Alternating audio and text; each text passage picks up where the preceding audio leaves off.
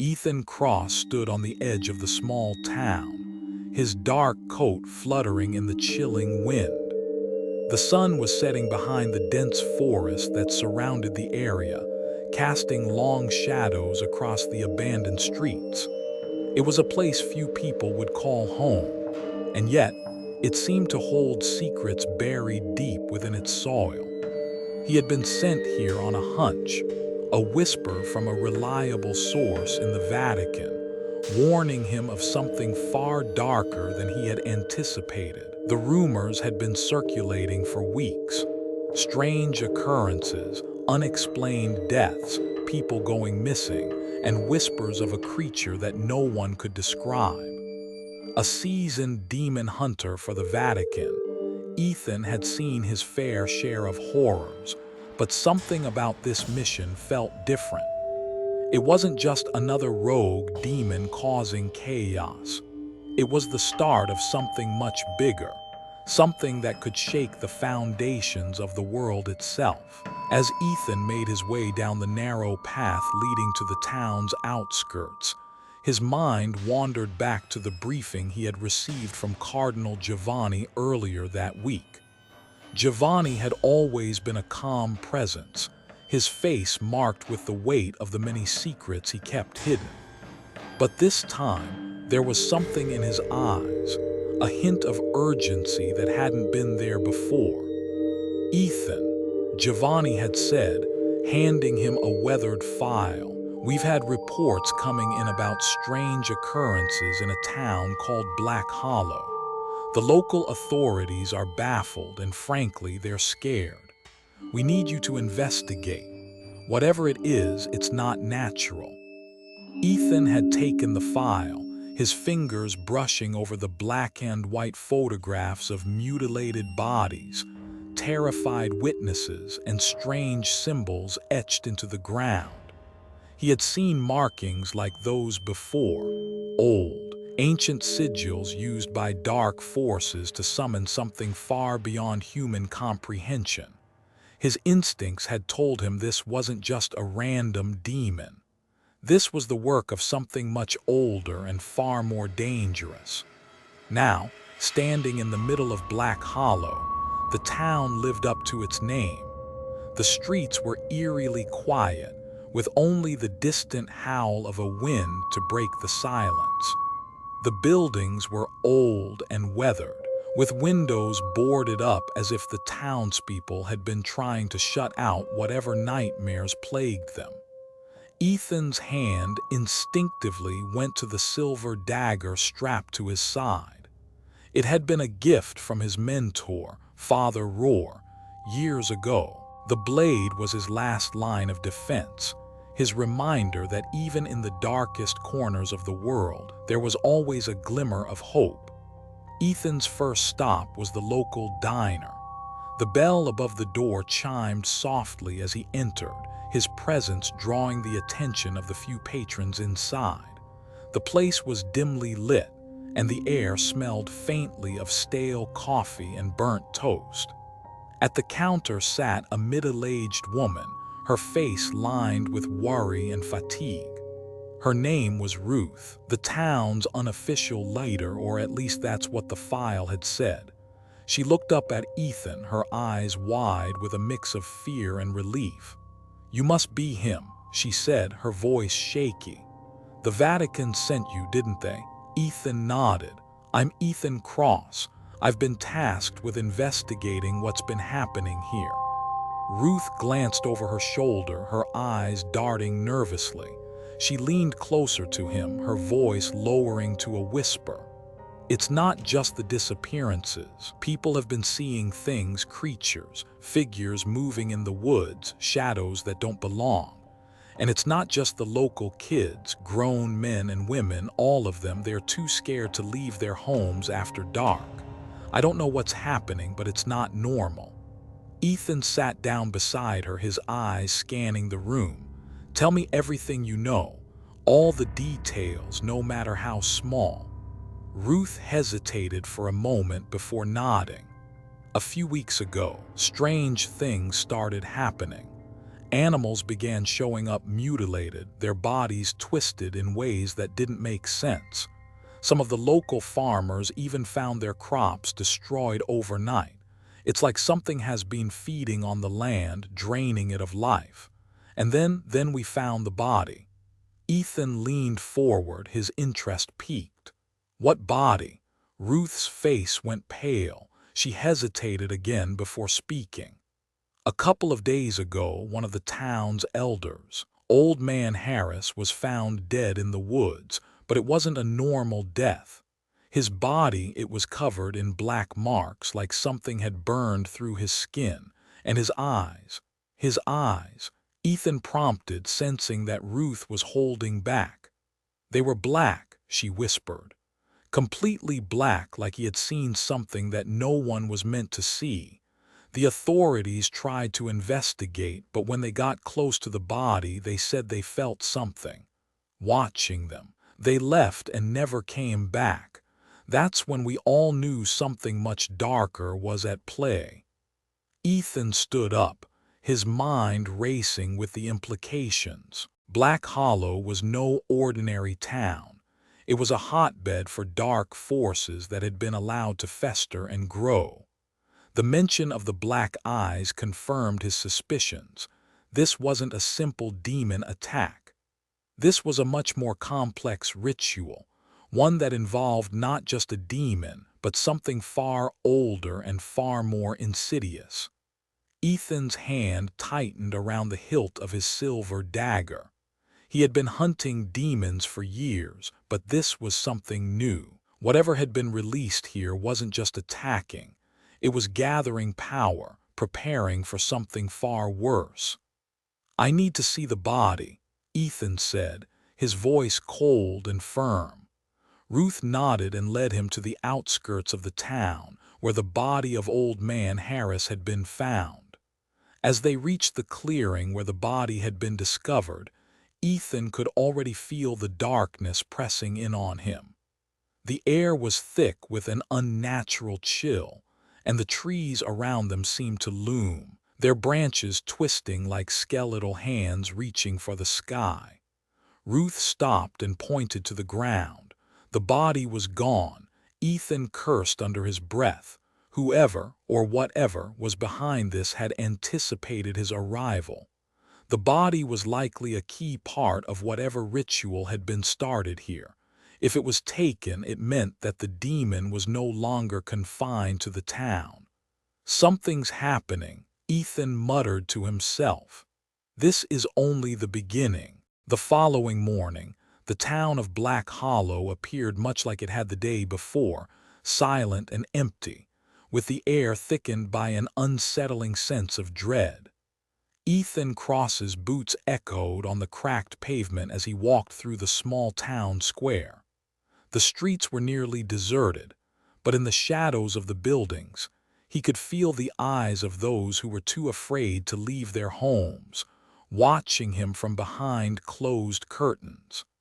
This place had once been a tight-knit community, but now it was as if the life had been drained from it, leaving only a husk. Ethan's mind was racing. The disappearance of the body had confirmed his worst fears. Something was very wrong here. The demon he was hunting wasn't simply a rogue creature. No, it had been systematically manipulating the very fabric of this town, and possibly something much larger. His first task was clear: find the source of this influence and cut it off before it could spread any further. He had already spoken with Ruth, the town's reluctant leader, who had confirmed that strange occurrences were becoming more frequent. But what she didn't mention, what no one seemed willing to talk about, was the undercurrent of fear that had taken over the town. Ethan could sense it, the gnawing anxiety that had taken root in every corner. It was more than just supernatural terror.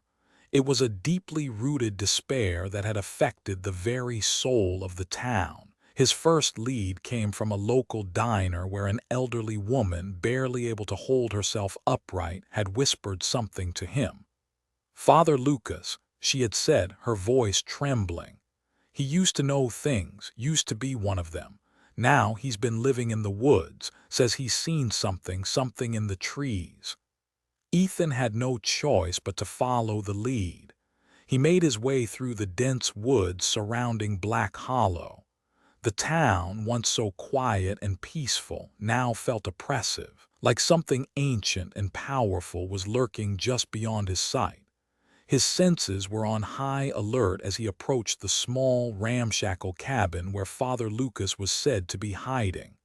When he knocked, the door creaked open, revealing a man with sunken eyes and a graying beard, dressed in a tattered cassock. The former priest's gaze was hollow, his mind seemingly 1,000 miles away. Yet when his eyes met Ethan's, a spark of recognition flickered. "You've come," Father Lucas rasped, his voice cracked with age and weariness. "I knew you would." Ethan didn't waste time on pleasantries. "I need answers, Father, about what's happening here, about the demon." Lucas stepped aside, allowing Ethan into the dimly lit cabin. It smelled of wood smoke and something old, like the remnants of a long-forgotten fire. The walls were lined with old, dusty books, and in the center of the room, a large wooden table was covered with maps, symbols, and strange artifacts. Father Lucas motioned for Ethan to sit. "You've felt it, haven't you?" Father Lucas asked, his voice filled with a strange sadness. "The presence, the one that watches from the shadows, the one that whispers in the wind. It's been here for centuries, hiding in plain sight, but it's awakening now, and you're too late." Ethan leaned forward, his hands clenched into fists. "What do you mean, too late? What's been happening here?" Lucas's eyes darkened, and he slowly began to speak, revealing the truth behind the twisted events in Black Hollow. Father Lucas revealed that he had once been a part of a secret order within the church, a group so ancient that its origins were lost to history. The order had been tasked with guarding the knowledge of the most dangerous secrets of the Vatican, including rituals and dark pacts that had been sealed away for centuries. They were sworn to protect the world from forces beyond human comprehension, but over time, the order had become corrupt, using their knowledge to manipulate history for their own gain. They believed that if they could unleash the demon, the one called Ashmedai, they could control the world, Lucas said, his voice shaking with a mix of regret and fear. They thought they could use his power to rule over humanity, but they underestimated him. Ashmedai is not a demon to be controlled. He is a force of nature, older than anything they could fathom, and now that force is free. Ethan sat in stunned silence, processing what he had just heard. The order Lucas had been a part of wasn't just a secret faction of the church. It was a cult, a group of men who had turned their backs on God and allowed their lust for power to blind them to the consequences of their actions. They had sought to control Ashmedai, and in doing so they had inadvertently set the demon free. The events in Black Hollow were merely the beginning.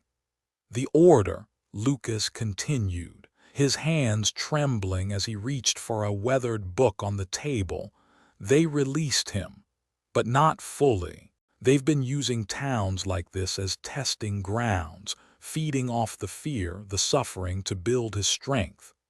Black Hollow was just one of many, and now the time has come for him to claim what he's owed. Ethan's heart sank. He had been investigating Black Hollow, but the problem was much bigger than just one town. The Vatican, the very institution that had sent him here, was tied up in this dark conspiracy. And if he didn't act quickly, the demonic influence would spread further, engulfing the world in terror. "I need to go to Rome," Ethan said, his voice low and determined. "I need to see the Vatican's council. They need to know what's happening." Father Lucas nodded, his face pale. They already know, Ethan. They have been manipulating things from the start. You're walking into the lion's den, but you're right, you need to go. The truth lies there. The final pieces of the puzzle are in Rome. With that, Ethan left the cabin, the weight of the revelation pressing down on him like a 1,000-pound stone. He had known there were dark forces within the church, but the extent of the corruption and the sheer scope of the conspiracy were beyond anything he could have imagined. As he made his way back to Black Hollow's outskirts, he knew his next steps would take him into the heart of the Vatican, a place where the truth he was seeking might cost him more than just his life. Later that night, as Ethan packed his gear and prepared to leave, Ruth came to him one last time. Her eyes were red from crying, her face gaunt from sleepless nights. "Please, Ethan," she begged, grabbing his arm. "Don't go. You've already seen what's happening here. What if you don't come back?" Ethan looked at her, his face set with determination. "I have to. The world needs to know what's really going on, and I'm the only one who can stop it." With that, he left Black Hollow behind, taking the first step of a journey that would lead him straight into the heart of the Vatican's secrets. Ethan's plane touched down in Rome under a muted gray sky, the first signs of dawn just beginning to break over the horizon. The city's ancient spires and domes rose into the sky like silent sentinels, watching over centuries of history. But for Ethan, it felt like the city was hiding something far more sinister, something buried deep beneath the Vatican's pristine marble walls. The cab ride from the airport to Vatican City was a blur, the city's narrow streets slipping by as he stared out the window, his mind still reeling from what he had learned in Black Hollow. The church had not only concealed the truth about the demon Ashmedai, but had actively manipulated the course of history to further its own agenda. And now, the rogue faction within the Vatican had stolen the one weapon capable of stopping Ashmedai, the Seal of Solomon. The seal was an ancient artifact, an object of immeasurable power capable of binding or releasing demons. Legend had it that King Solomon himself had forged it, using his knowledge of the divine and the occult to trap the most dangerous of entities. The church had kept it hidden for centuries, but now it was in the hands of those who would use its power to enslave the world to darkness. Ethan knew the stakes had never been higher. As the car stopped in front of a small, unmarked door within the Vatican walls, Ethan stepped out, taking a deep breath. He had been to Rome before, but this time was different. The Vatican wasn't just a place of faith. It was now the epicenter of a battle for control over the most dangerous forces in existence. He was about to meet someone who had been working closely with his mentor, Father Rohr, before his untimely death, Cardinal Giovanni. The door creaked open, and a young priest in plain robes ushered Ethan into a small, dimly lit room. The walls were lined with ancient texts, their pages yellowed with age, and in the center of the room stood Cardinal Giovanni. He was an imposing figure, tall with a deep voice that exuded authority. His eyes, however, seemed tired, haunted even, as if they carried the weight of too many secrets. "Welcome to Rome, Ethan," Giovanni said, his tone surprisingly warm. But Ethan could hear the underlying tension in his voice. "I wish it were under better circumstances." Ethan nodded. "I've been briefed. I need answers, Giovanni, about Rohr and about the Seal of Solomon." Giovanni's expression shifted slightly. The warmth in his eyes faded, replaced by something darker, something guarded. Father Rohr was a good man, a dedicated priest. He had uncovered something he wasn't supposed to, and for that he paid the price. Ethan clenched his fists at his sides. I know Roar was murdered, but it's not just about his death, it's about what he found. The seal of Solomon. Where is it? Giovanni motioned for Ethan to sit at the table. He took a deep breath, his fingers brushing over an old leather-bound book before he spoke again. The seal was hidden within the Vatican for centuries. It was never meant to be used. It was too powerful, too dangerous. But over time, factions within the church began to see its potential. Some of them sought to harness it to control the demons it could release. And that is where the danger lies. Ethan leaned forward. So it's true. A rogue faction inside the Vatican has taken the seal. Giovanni's jaw tightened. Yes, a group of cardinals led by one of the most trusted members of the Vatican stole the seal. They believe they can control the demons, use them to manipulate the world's power structures and create a new world order, a world ruled by fear, where the Vatican controls the fate of humanity. But they have underestimated the power of the seal. The demons it can unleash are not meant to be controlled. They are forces of destruction, capable of tearing this world apart. Ethan stood up, his fists clenching. Then we need to get it back, now. Giovanni looked at him, his face weary but resolute. You're right, but recovering the seal won't be easy. The faction who stole it has been working in the shadows for years. They have access to the highest levels of power within the Vatican, and they are not afraid to use violence to protect what they've taken. Ethan's mind raced. This was no longer just a hunt for a demon.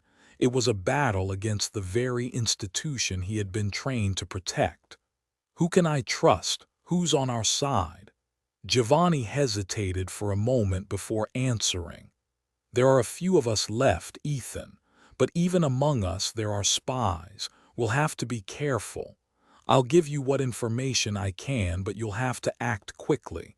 Time is running out. Ashmedai is already awakening, and if the seal is not returned to its rightful place, the world will fall under his reign. The tension in the room was palpable as Giovanni led Ethan to a hidden chamber within the Vatican. It was a place few had ever seen, a repository of the Church's most guarded secrets. Shelves lined with ancient books and scrolls surrounded them, and in the center of the room sat a massive stone table, its surface etched with cryptic symbols. Giovanni gestured for Ethan to sit. We have tracked the faction's movements for weeks, Giovanni said, pulling out a series of maps and documents. They're hiding somewhere within the city, but we don't know where. The seal is in their possession, and they are preparing for the ritual.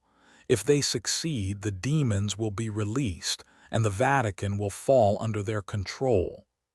Ethan studied the documents carefully, his mind calculating his next move. How do we stop them? Giovanni met his gaze. The only way to stop them is to retrieve the seal and return it to the chamber where it was originally sealed. But it won't be easy. The rogue cardinals are surrounded by loyal followers, both inside the Vatican and outside. They have influence over powerful political figures, and they've already begun to manipulate the Church's leadership. They won't let the seal go without a fight. Ethan stood up, determination hardening in his eyes. Then I'll fight. I've faced demons before, but this time the fight is inside the Church. Giovanni placed a hand on Ethan's shoulder. You must be careful, Ethan. The enemies you face are not just demons. They are men with power, and they will stop at nothing to achieve their goals. The seal is more than just a weapon. It is a key. And if they unlock its power, no one will be able to stop them. The maps and documents Giovanni provided led Ethan deep into the labyrinthine catacombs beneath the Vatican. As the stone walls closed in around him, He felt the weight of the task ahead. The seal of Solomon was the key to controlling, or destroying, the very forces of darkness that threatened to tear apart the fabric of reality. But with the rogue factions' influence so deeply rooted within the Vatican, Ethan knew that retrieving the seal would mean more than just battling demons. It would mean going to war against the very institution that had once been his ally. Ethan's mind raced as he considered his next steps. Giovanni had warned him that time was running out, that Ashmedai's power was growing with each passing hour. But there were also allies within the Vatican, hidden allies, people who still believed in the true purpose of the Church. He needed to find them, and quickly. His journey into the heart of the Vatican's darkest secrets had only just begun. Ethan's footsteps echoed through the ancient stone corridors of Vatican City, each one heavier than the last. The air was thick with secrets, the very walls seeming to pulse with centuries of hidden truths. He had been following leads for days, piecing together fragments of information, but it was only now that he felt the weight of the situation settle upon him. The seal of Solomon was gone, stolen by a rogue faction within the Vatican, and its power could destroy everything if left unchecked. Father Roar's warning echoed in his mind. The traitor is closer than you think. Ethan had known for some time that the conspiracy ran deeper than just a rogue group of cardinals. There were whispers of powerful figures inside the Vatican, those who had betrayed their sacred vows and were now serving darker purposes. But it wasn't until now, when Ethan was deep within the bowels of the Vatican's hidden chambers, that he began to fully understand the scale of the betrayal. He had been told that the artifact had been taken by Cardinal Mauro, a name Ethan had heard but never thought much about until now. Mauro was a powerful figure within the Vatican, a man of influence, but until recently, Ethan had assumed he was just another high-ranking official in the Church. Now, he knew better. Mauro was a man driven by ambition, and that ambition had led him down a dark path, one that would eventually lead to the unleashing of Ashmedai, the Demon King. As Ethan entered a shadowy corner of Vatican City, he found himself outside an unmarked door, its wood old and weathered. This was where the trail had led him. Father Roar had once used this place as a sanctuary, a hidden room filled with ancient texts and relics, his personal archive. But what Ethan sought was not just knowledge, it was the answer to the riddle Father Roar had left behind. The message, scrawled hastily across a sheet of parchment, had been his final warning. The betrayal is far more personal than you realize. Mauro is the key. Ethan pushed the door open and stepped inside. The room was dimly lit by the flickering light of a single candle, casting long shadows across the shelves filled with ancient tomes and artifacts. Ethan's eyes scanned the room, immediately falling on the desk at the far corner. There, a large leather-bound book lay open, its pages yellowed with age.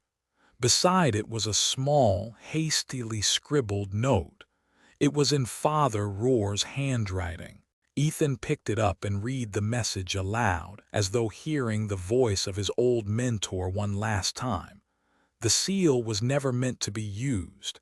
It was a tool of unimaginable power, locked away for a reason.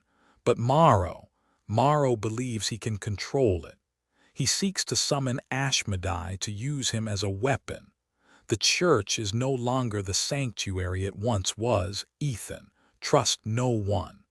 The traitor walks among us.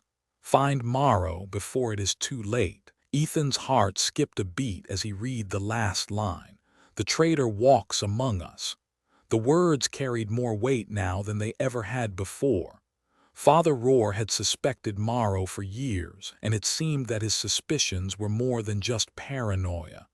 Ethan's mind raced. If Morrow had the seal of Solomon, he was already one step ahead. The Demon King, Ashmedai, was not a creature to be trifled with. Once summoned, he would have the power to wreak havoc on the world, bending reality itself to his will. Ethan had been hunting demons for years, but nothing like this. This was bigger than a rogue demon. It was a full-scale war between good and evil, and the Vatican was at the heart of it. The realization hit Ethan like a thunderclap. Cardinal Morrow had always been a figure of respect within the Church, known for his eloquence, his power, and his influence. But now, in light of Father Roar's final words, Ethan saw Morrow for what he truly was, a man willing to sell his soul to unleash chaos upon the world. Ethan knew he couldn't confront Morrow directly just yet. The Cardinal was too powerful, and the Vatican's corridors were full of spies and watchers. Instead, Ethan would have to play the game carefully, gathering more information, making sure he knew his enemy inside and out before striking. Over the next few days, Ethan worked in the shadows, following Morrow's movements, watching his every step. It became clear that the Cardinal was preparing for something, a ritual. Ethan had learned that the ritual would take place in one of the Vatican's oldest catacombs, a location so secret that only the highest-ranking members of the Church knew of its existence. As Ethan scoured the catacombs, he uncovered more pieces of the puzzle. Morrow had already begun performing the ritual to summon Ashmedai. The demon was stirring in the shadows, growing stronger with every passing day. Ethan knew he had to act fast, but as he ventured deeper into the underground chambers, he found himself face to face with an unexpected enemy. Cardinal Morrow stood before him, flanked by two of his most loyal followers. His eyes gleamed with cold satisfaction as he spoke. "Ethan Cross," Morrow said, his voice smooth and calculated. "I've been expecting you. I knew you'd come looking for the truth, but I didn't expect you to get this far. You're too late." Ethan's hand went to his dagger, his heart racing. He had finally found Morrow, but the Cardinal wasn't backing down. Instead, he stood there, confident in his power. "I've seen the power of Ashmedai firsthand," Morrow continued, his smile widening. "The seal of Solomon is the key to unlocking an era of unimaginable power. You've spent your life hunting demons, Ethan, but you don't understand their true potential. They can be controlled, manipulated. They are tools to be used." Ethan's voice was low, filled with anger. "You can't control him, Morrow. Ashmedai will destroy everything in his path. You're playing with fire and you'll get burned." Morrow's eyes darkened. "No, Ethan. I'm the one who will be in control. You see, I'm not like the rest of the Church. I'm not afraid of the demons. I'm not afraid of power. I'm ready to bring about a new world order, one where the Church and its followers will reign supreme." Ethan stepped forward, his grip tightening on his dagger. "You're insane." Morrow chuckled softly, his eyes gleaming with arrogance. "Insanity is simply another form of vision, Ethan. A vision you're too blind to see." As Morrow's followers stepped forward, preparing to take action, Ethan knew he had to make a decision: fight now or retreat to gather more information. But before he could make his move, Morrow spoke again, his voice a mere whisper in the cavernous chamber. "You'll never stop me, Ethan," Morrow said. "You're too naive.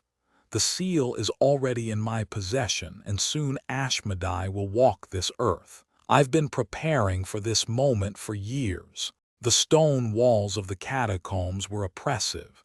narrowing the further Ethan ventured into their depths. His every step felt heavier, the air growing colder and thicker, as though the very space was filled with something watching, something ancient and hungry. Ethan had faced many demons in his years as a hunter, but none like Ashmedai.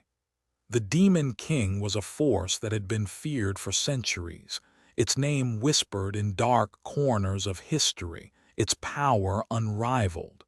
As he moved forward, the path ahead seemed to stretch on endlessly, as though the catacombs themselves were shifting and warping, pushing him deeper into their bowels. Ethan's mind raced with everything he had learned. Morrow had released Ashmedai by using the Seal of Solomon, the artifact that could bind or free the most dangerous of demons. But even without the seal in its possession, Ashmedai was not to be underestimated.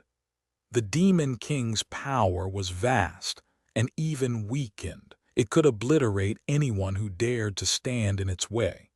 Ethan's grip tightened around the hilt of his silver dagger, his fingers wrapped around the familiar leather. It had saved him countless times before, but this time he feared it might not be enough.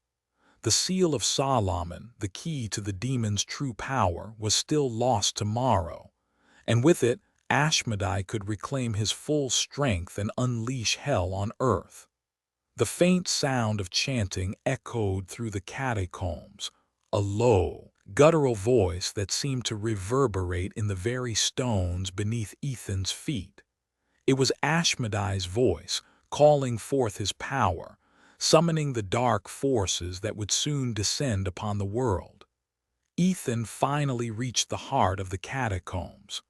A massive vaulted chamber lay before him, its walls adorned with ancient symbols, runes that pulsed with an eerie, unholy light. At the center of the room stood a dark altar, the Seal of Solomon laid out upon it, glowing faintly, its power undeniable. And there, standing before it, was Ashmedai. The Demon King stood towering over the altar, his presence filling the chamber with a suffocating darkness. His form was ever shifting, flickering between human and monstrous, his features a grotesque blend of animal and demon. His eyes, black and endless, locked onto Ethan's, and a sickening grin spread across his twisted face. Ethan Cross. Ashmedai's voice boomed, sending a shiver down Ethan's spine. It was deep and rumbling, like the sound of 1,000 voices whispering in unison. You think you can stop me? You who are nothing but a puppet of the Vatican, a mere servant of the Church, think you can challenge me? Ethan stood firm, though his heart raced. He had faced many demons in his life, but none had the presence of Ashmedai. The Demon King's power was palpable, an overwhelming force that pressed against Ethan's very being. "I've faced worse than you," Ethan replied, his voice steady. "And I've always won. You're just another monster to be hunted." Ashmedai's grin widened, showing teeth like jagged blades. "You do not understand, mortal. I am the Demon King. I was born from the void before time, before your precious earth even existed. You are nothing but a fleeting speck in the grand scheme of things. Your victory over me is impossible." With a flick of his hand, the air around Ethan crackled with energy, and the shadows seemed to stretch and twist, coiling like serpents. In an instant, the demon's influence reached out, clawing at the minds of those around Ethan, his allies, his memories, even his willpower itself. As Ashmedai's power surged, Ethan felt his own resolve begin to waver. The chamber seemed to shift around him, the walls closing in. The faces of those he had once trusted, Father Rohr, Cardinal Giovanni, appeared before him, their expressions twisted in anger and betrayal. They spoke to him, their voices distorted and hollow, each word designed to undermine his confidence, to break him. "You failed him, Ethan," Father Rohr's voice whispered, the sound like a knife cutting through his chest. You were never meant to succeed, you were never strong enough.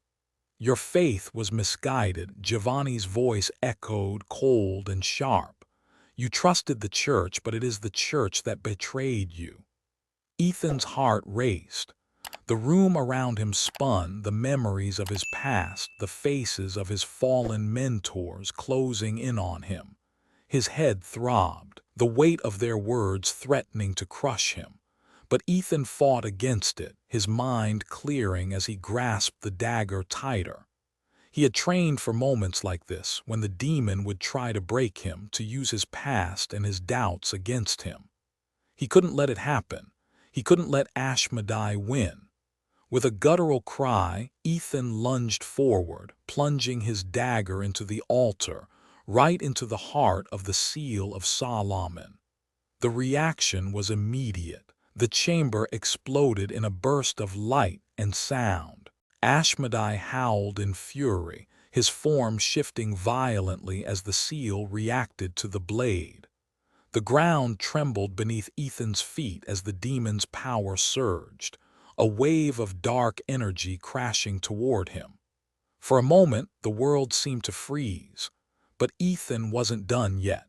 His mind, cleared of the demon's influence, focused entirely on the task at hand. Ashmedai may have been a powerful force, but Ethan knew one thing. No matter how strong the demon was, it was still bound by the laws of the seal. If he could weaken it enough, he could stop Ashmedai from reclaiming full power.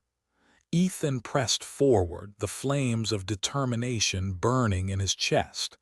He knew this would be a battle like no other, a battle for the fate of the world. He had to win. He would win. With every strike, the demon recoiled, its power waning with each blow. Ethan's movements were a blur, his silver dagger flashing as he slashed at the demon's form. Ashmedai screamed in pain, the sound deafening as the demon's shape began to break apart, its true nature flickering in and out. "Your time is over," Ethan shouted, thrusting the dagger forward once more. "I won't let you destroy this world." Ashmedai's form shrieked in agony, its body disintegrating into shadow and smoke. But just as it seemed like victory was within reach, Ashmedai's last attack struck Ethan. A powerful wave of dark energy slammed into him, sending him flying backward. The force of the impact cracked the stone floor beneath him, and for a moment Ethan lay there dazed and weakened. His body ached, his vision blurred, but he couldn't let the demon win. With a growl of defiance, Ethan pushed himself up, his eyes blazing with fury. "You're not taking this world, not today."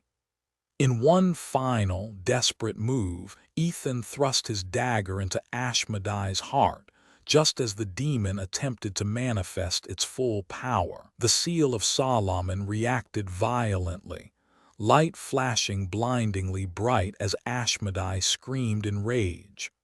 But even as the demon began to lose form, its power was too much for Ethan to overcome in one strike.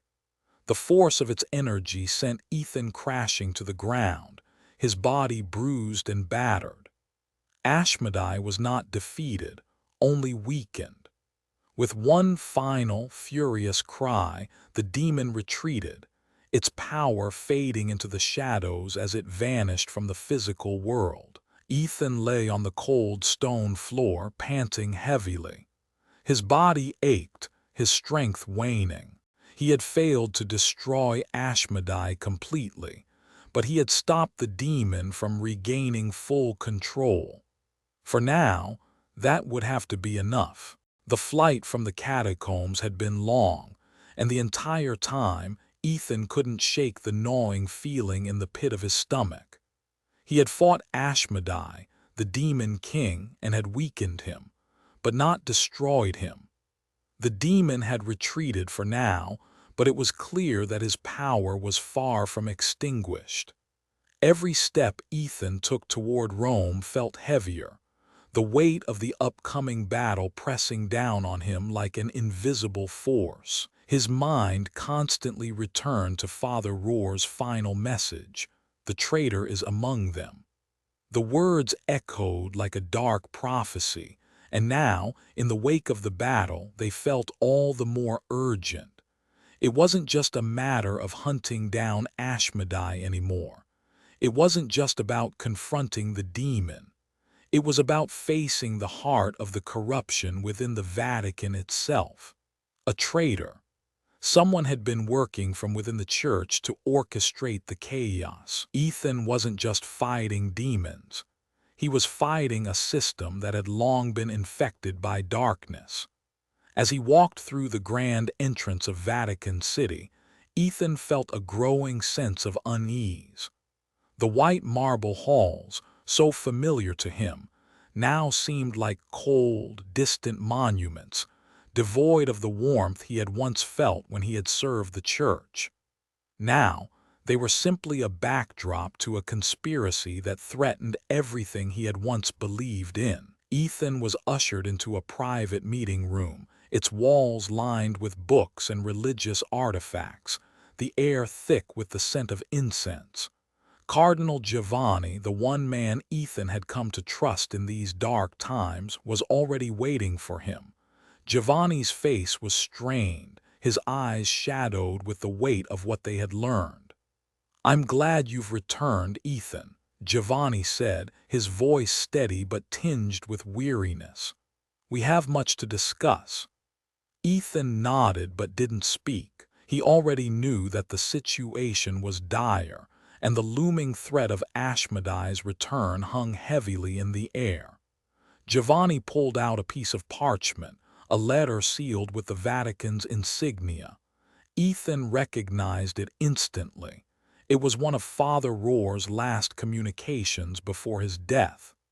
Giovanni slid it across the table, his gaze never leaving Ethan's. "You were right to trust Rohr's instincts," Giovanni said, his voice tinged with sadness. His suspicions about a traitor within the church were more than just paranoia. He had uncovered something we didn't want to believe. Ethan picked up the letter, his hands trembling as he broke the seal. The handwriting inside was unmistakable, Father Rohr's distinctive script. As he read, the words hit him like a hammer. "Ethan, I have found something terrible.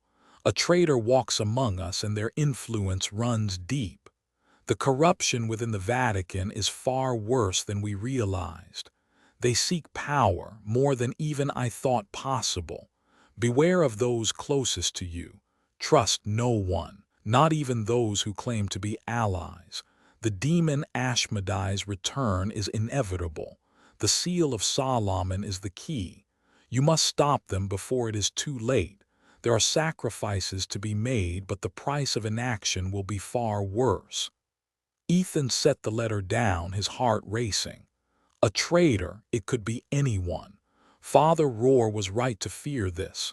Whoever this is has infiltrated the highest levels of the Vatican. Giovanni sighed, running a hand through his thinning hair. "It's worse than we thought. The traitor is someone with enough power to manipulate events from the inside. Someone who has been working behind the scenes, orchestrating Ashmedai's return for their own gain." Ethan's mind began to race. It couldn't be just any cardinal or priest. It had to be someone who held significant influence, someone who could sway the course of the church itself. His mind settled on Cardinal Mauro. Mauro had been the one who stole the seal of Solomon, the one who sought to unleash Ashmedai's power. But was Mauro merely a pawn in a larger game, or was he the mastermind behind it all? "Who is it, Giovanni?" Ethan asked, his voice low with urgency. "Who is the traitor?" Giovanni's expression hardened. "I have my suspicions, but we don't have concrete evidence yet. Mauro is too dangerous to confront directly. He's surrounded by loyalists, and the faction within the Vatican is larger than we anticipated. The rogue cardinals are working in the shadows, and we have little time before they complete the ritual." Ethan clenched his fists. Then we need to stop them before it's too late. Ethan spent the next few days gathering intelligence, moving through the Vatican's underground channels, speaking with trusted allies, and piecing together the puzzle that was slowly becoming clearer. But each step brought him closer to a chilling realization. No matter what, someone would have to make a sacrifice. The price of stopping Ashmedai was high, and it was a price that might cost them all. The Vatican had been founded on the idea of faith, of devotion, but it had also built a network of power, secrecy, and corruption. The very foundation of the Church was now a battleground for control, control over ancient artifacts, control over knowledge that could change the world. The rogue cardinals weren't just seeking power, they were seeking dominance over the world itself. Ashmedai's return wasn't just a means to an end. It was a catalyst, a way for the Vatican's inner circle to reshape humanity under their rule. Ethan was no stranger to sacrifice. He had given his life to this cause, to protecting humanity from the dangers lurking in the shadows. But the cost of stopping Ashmedai and the price of exposing the Vatican's darkest secrets would be far greater than anything he had faced before. The night before the ritual was to take place, Ethan stood before the doors of the Vatican's most sacred chamber. His mission was simple: confront the traitor and stop the ritual. But as he stared at the doors, he knew that simple wouldn't be enough. Whoever stood behind those doors had already made their decision. They had chosen power over humanity, darkness over light. Ethan's heart pounded in his chest as he approached the door, knowing that this was the moment he had been preparing for. He had uncovered the truth, and now he had to confront the enemy, no matter the cost. The doors swung open with a creak, and Ethan stepped inside. The room was filled with the soft glow of candlelight, the air thick with incense. At the far end of the room stood Cardinal Mauro, his back turned as he prepared the seal of Solomon for the ritual. His voice, cold and calculating, filled the room. "I knew you would come, Ethan," Mauro said, turning slowly to face him. "You are too predictable." Ethan's hand went to his dagger. "You won't get away with this, Mauro. The seal is mine to destroy, and I will stop you." Mauro smiled, his eyes gleaming with malice. "You misunderstand, Ethan. The seal was never meant to be destroyed. It was always meant to be used. Ashmedai is the key to our ultimate power. With him we will rule the world. No more weakness, no more submission to God. We will be gods." Ethan's resolve hardened. "And you think the world will bow to you, Mauro? You think Ashmedai will serve you? You're nothing but a fool, a puppet to a demon who will consume everything in its path." Mauro's smile faltered, and his hands tightened around the seal. "Then you will die, Ethan. You and all those who stand in the way of a new world order." The sun was beginning to set over Vatican City as Ethan made his way through the ancient corridors of St. Peter's Basilica, the faint sound of his boots echoing on the cold stone floors. His mind was still reeling from the brutal confrontation with Cardinal Mauro.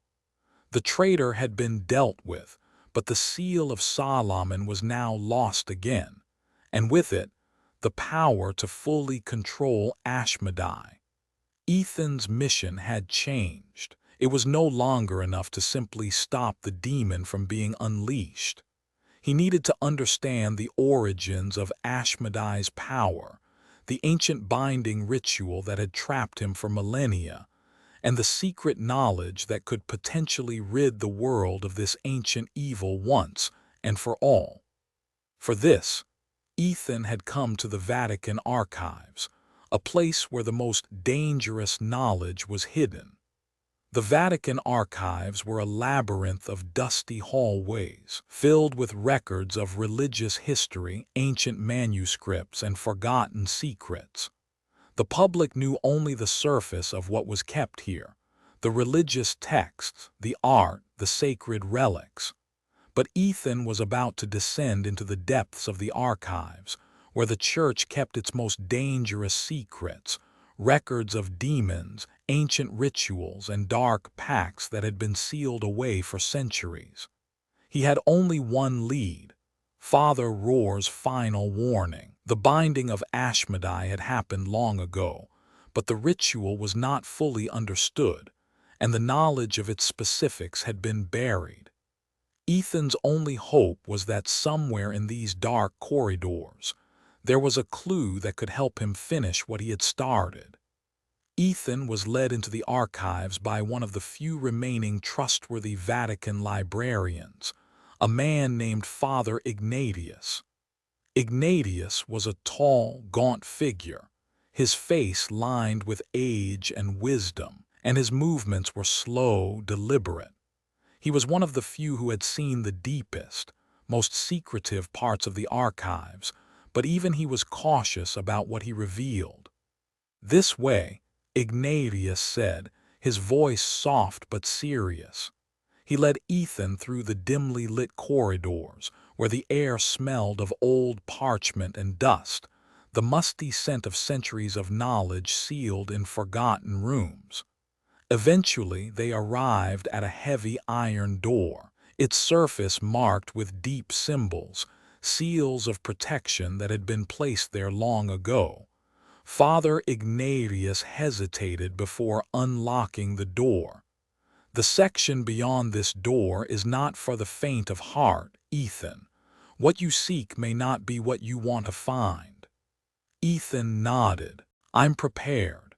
The door creaked open, revealing a vast, shadowy chamber filled with rows of ancient books and scrolls. But what caught Ethan's attention immediately was the large stone altar in the center of the room, its surface covered in arcane symbols. Atop the altar was a book, large and bound in dark leather, its edges frayed with age. "This is the hidden section," Ignatius explained, his voice barely above a whisper. "It has been sealed for centuries. Only those with the highest clearance are allowed to enter." Ethan stepped forward, drawn to the altar. His fingers brushed the spine of the book, and the moment he touched it, a strange energy pulsed through his body.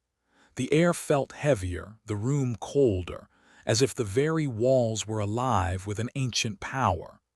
"This book contains the original texts of the binding ritual," Ignatius said, his voice trembling slightly. "It is said to hold the true power of Ashmedai's imprisonment." Ethan opened the book slowly, careful not to damage its fragile pages.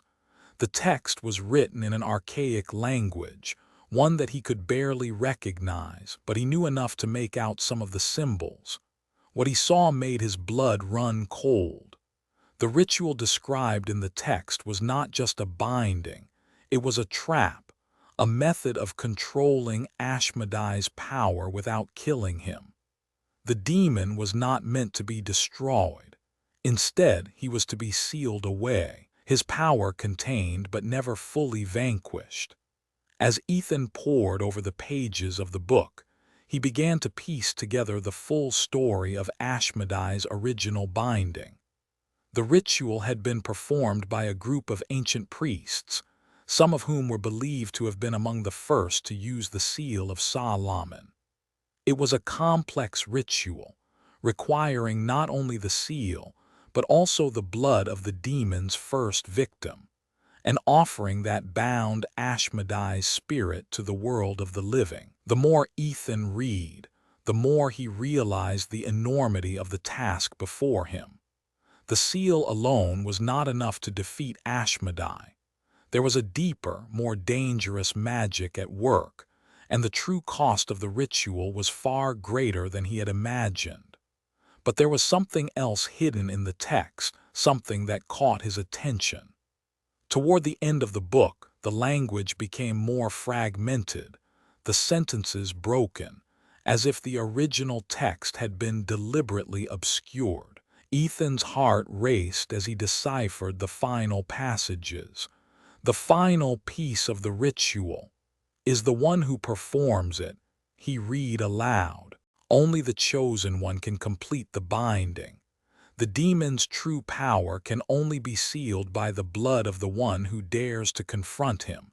Without it, the seal will fail and the demon will return stronger than before. Ethan's mind raced. The chosen one, the one who would perform the ritual. The weight of this discovery hit him hard. He was not just a hunter anymore. He was part of the ritual itself. To defeat Ashmedai, Ethan would have to make a sacrifice of his own blood, an offering that would bind the demon once and for all. This knowledge made him realize the true cost of stopping Ashmedai. He would have to give up everything. His life, his freedom, and possibly his very soul. The truth was clear. There would be no easy victory. As Ethan continued his research, the sense of dread grew stronger. He had uncovered the truth, but the price of this knowledge was more than he had bargained for. The line between allies and enemies was becoming increasingly blurred. Father Giovanni had once been his ally, but now Ethan couldn't help but wonder if Giovanni had known more than he had let on. Had the cardinal been involved in the conspiracy all along? Ethan's suspicions deepened as he uncovered more about the Vatican's involvement in the dark rituals. The Church had been using Ashmedai as a weapon, manipulating the demon's power to control the fate of nations. The Seal of Solomon was not just a tool of containment. It was a symbol of the Vatican's hidden ambitions. The more Ethan dug, the more he realized that the Church was not just protecting humanity from evil. It was also hiding its own dark secrets. The very institution he had sworn to protect had been complicit in the manipulation of power, using demons and dark rituals to further its own agenda. Father Ignatius had warned Ethan about the dangers of this knowledge, but now, in the depths of the archives, Ethan understood the full weight of his mission. He wasn't just fighting a demon, he was fighting a system that had been corrupted from within. As Ethan prepared to leave the hidden section, his mind racing with the new knowledge he had uncovered, he was suddenly interrupted by a voice from behind. "You've gone too far, Ethan," a familiar voice said, sending a chill down his spine. Ethan turned to see Father Giovanni standing in the doorway, his face grim and unreadable. Giovanni stepped forward, his eyes narrowed. "You've uncovered the truth, but some truths are better left buried." Ethan's heart pounded. "You knew, didn't you, about the seal, about Ashmedai? You've been hiding it from me." Giovanni's expression softened for a moment, but there was a coldness to his gaze that Ethan had never seen before. "There are things in this world that are too dangerous to know, Ethan. The Church was built on secrets. To protect the people, to protect the world, we make sacrifices. We bend the truth. You've seen it now, and you can't unsee it." Ethan's breath caught in his throat. The realization hit him hard. Giovanni wasn't just a bystander in all of this. He was part of the system that had been manipulating the Church's power for centuries. "You're part of this, aren't you?" Ethan said, his voice barely above a whisper. "You've known about the seal, about the demons, and now you're protecting them." Giovanni's smile was cold, calculating. "We are the protectors of humanity, Ethan. Sometimes the greater good requires dark deeds. If you don't understand that, then you don't understand what it means to be part of the Church." Ethan stood on the rooftop of a Vatican tower, staring out over the city. The moon hung low in the sky, casting an eerie glow over the ancient buildings. Below, the lights of the Vatican flickered like distant stars, oblivious to the danger creeping into their midst. The darkness was not just physical, it was spreading through the very fabric of the church, seeping into the hearts and minds of those who had sworn to protect the world. Ashmedai's power was growing. Ethan could feel it in the air, a heavy weight that pressed against his chest, making it hard to breathe. The demon was no longer just a shadow lurking in the background. It was influencing everything, manipulating the very reality around him. And the church itself, once a beacon of faith and protection, was now the demon's greatest weapon. Everywhere Ethan looked, the signs were there. The corruption within the Vatican ran deeper than he had ever imagined, and with each passing day, it became harder to separate the truth from the illusion Ashmedai was weaving. The demon was using the Vatican's resources against them, turning their own history, their own faith, into tools of destruction. As Ethan watched the city below, he realized that the fight wasn't just about stopping Ashmedai anymore. It was about saving the very institution that had once been a sanctuary. The church had become a battlefield, and the lines between friend and foe were no longer clear. Ethan's first encounter with the shifting nature of truth came unexpectedly. The following day, he was summoned to meet with Father Giovanni in one of the Vatican's inner chambers. The cardinal, who had once been Ethan's ally, was now a shadow of the man he had known. There was a coldness in Giovanni's eyes, an unsettling calm that made Ethan question everything he had believed about the church.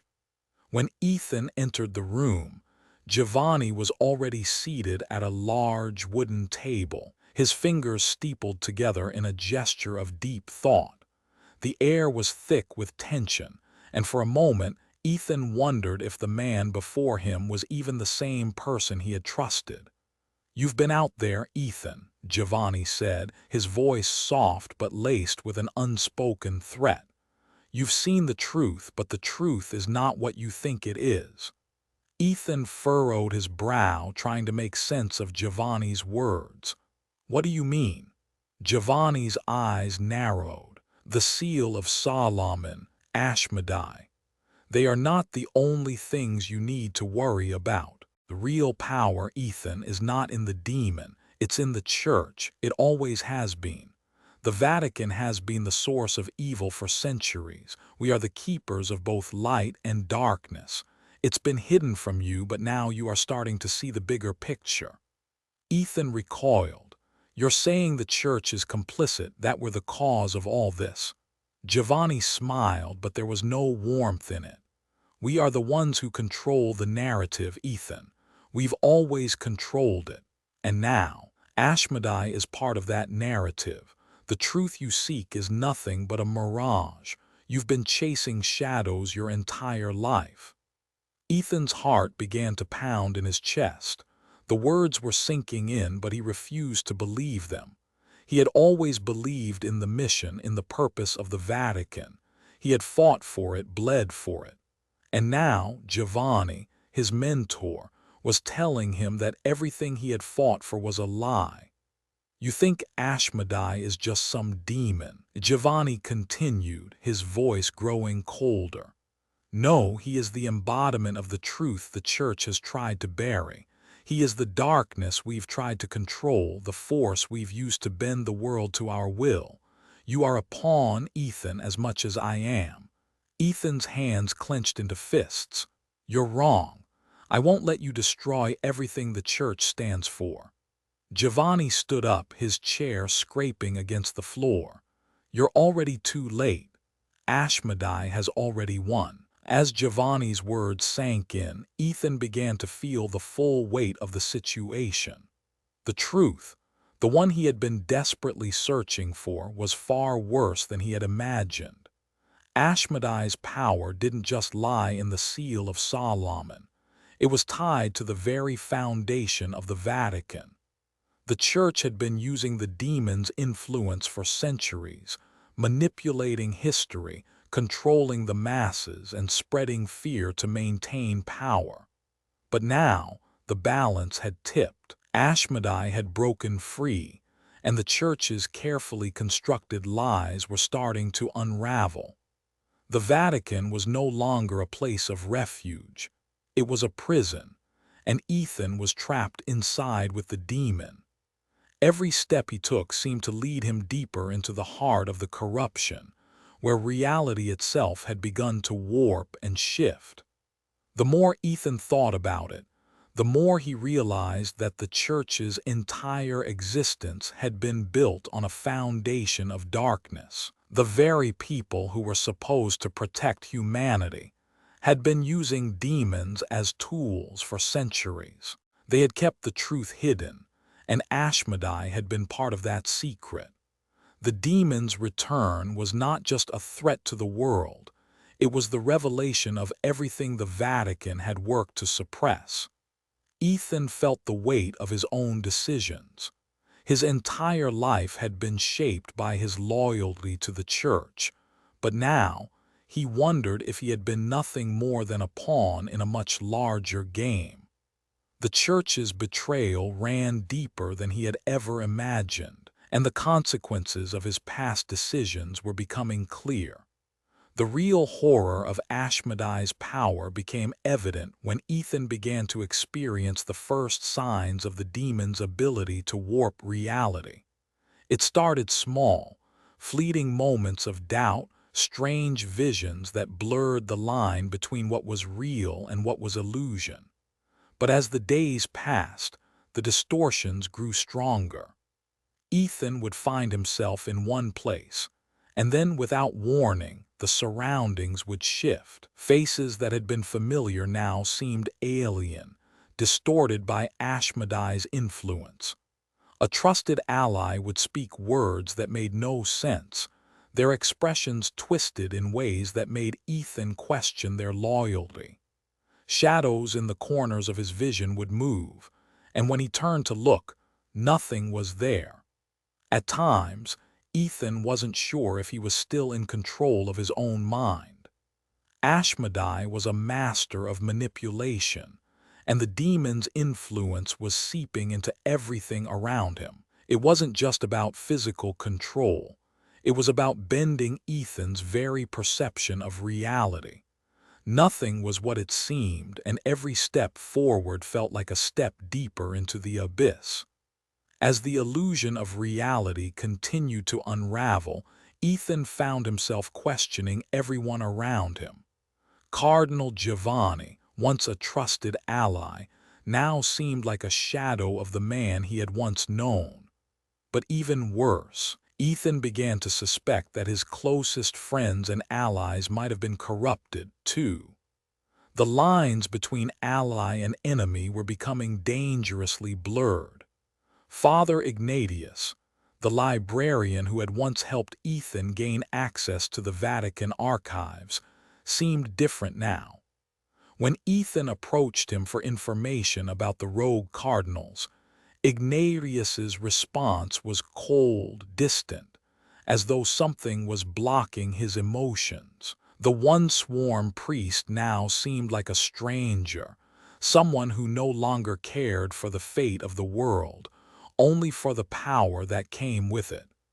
"You don't understand, Ethan," Ignatius had said when Ethan confronted him. "The church has always been about control. We can no longer afford to be weak. Ashmedai will give us the power we need to reshape the world." Ethan recoiled. "You've fallen for it, haven't you? You're just another pawn in this twisted game." "I'm no pawn, Ethan," Ignatius replied, his eyes cold. "I'm the one who will bring about a new era. The world is changing, and I will be on the winning side." In that moment, Ethan realized the full extent of Ashmedai's manipulation. The demon's influence wasn't just physical, it was psychological.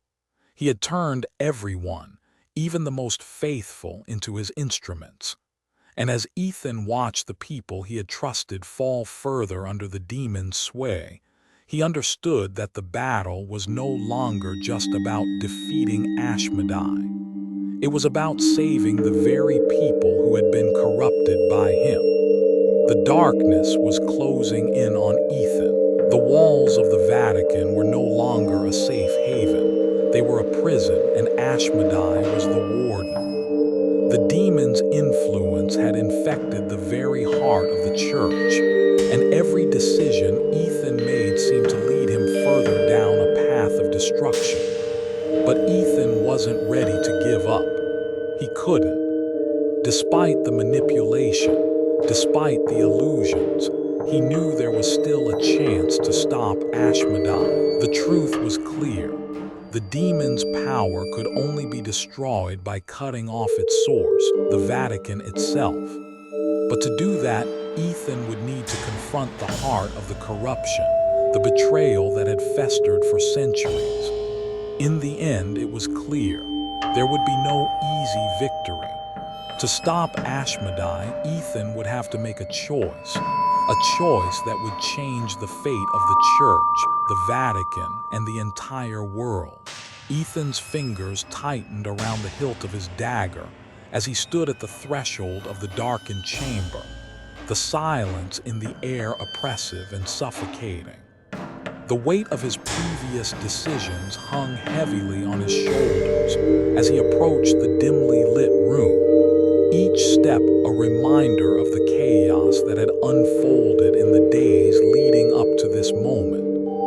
The Vatican, once a sanctuary of faith, was now a battlefield, one in which Ethan was caught between the crushing weight of loyalty and the stark, unforgiving truth. His mission had become more complex than ever, and the discovery of the rogue faction within the Vatican had shattered everything he had believed about the church. Ashmedai's influence was spreading, and it had already infiltrated the very institution meant to protect humanity from evil. Now, Cardinal Giovanni, the man who had once been Ethan's mentor and ally, was back, and with him the full weight of the church's darkest secrets. The door creaked open, revealing Giovanni standing in the center of the room. His eyes, once warm and guiding, now gleamed with a cold, calculating fire. The man Ethan had trusted was gone. In his place stood someone far more dangerous, a man who had embraced the demon's power and was now ready to reshape the world in its image. "Ethan," Giovanni said, his voice like ice, smooth and controlled. "You've come a long way, but you still don't understand, do you?" Ethan's hand instinctively reached for his weapon, but he didn't draw it, not yet. His mind raced, torn between the betrayal he had just witnessed and the man who had once guided him. "You're the traitor," Ethan spat, his voice thick with disgust. "You've sided with Ashmedai, with the demon.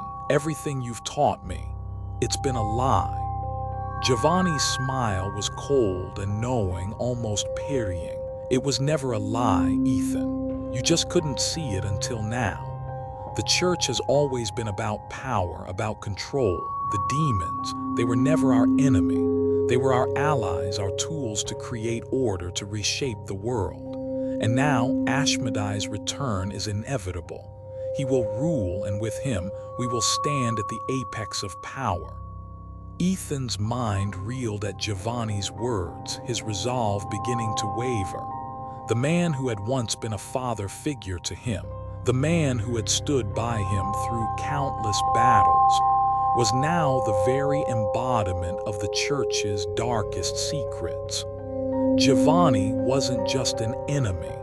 He was a reflection of everything that had gone wrong with the Vatican. The allure of power, the temptation to wield it, had led Giovanni to this path.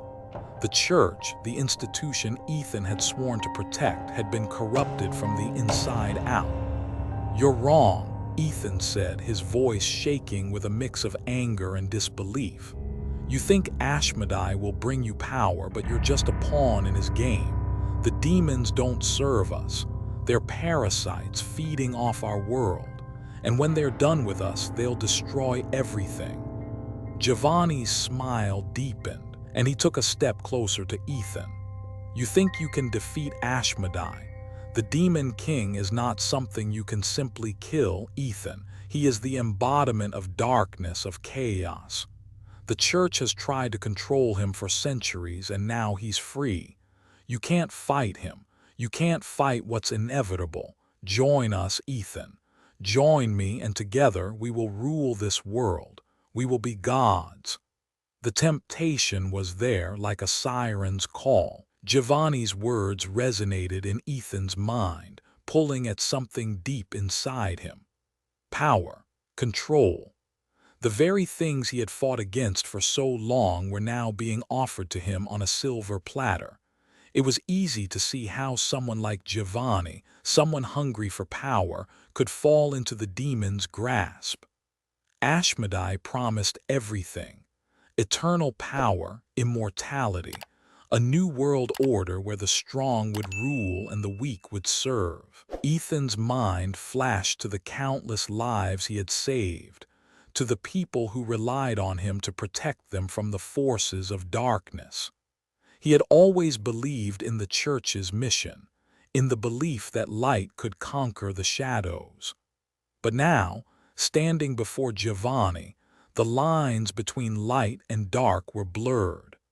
The church had used demons for centuries, controlling them, harnessing their power for its own gain. Giovanni wasn't wrong.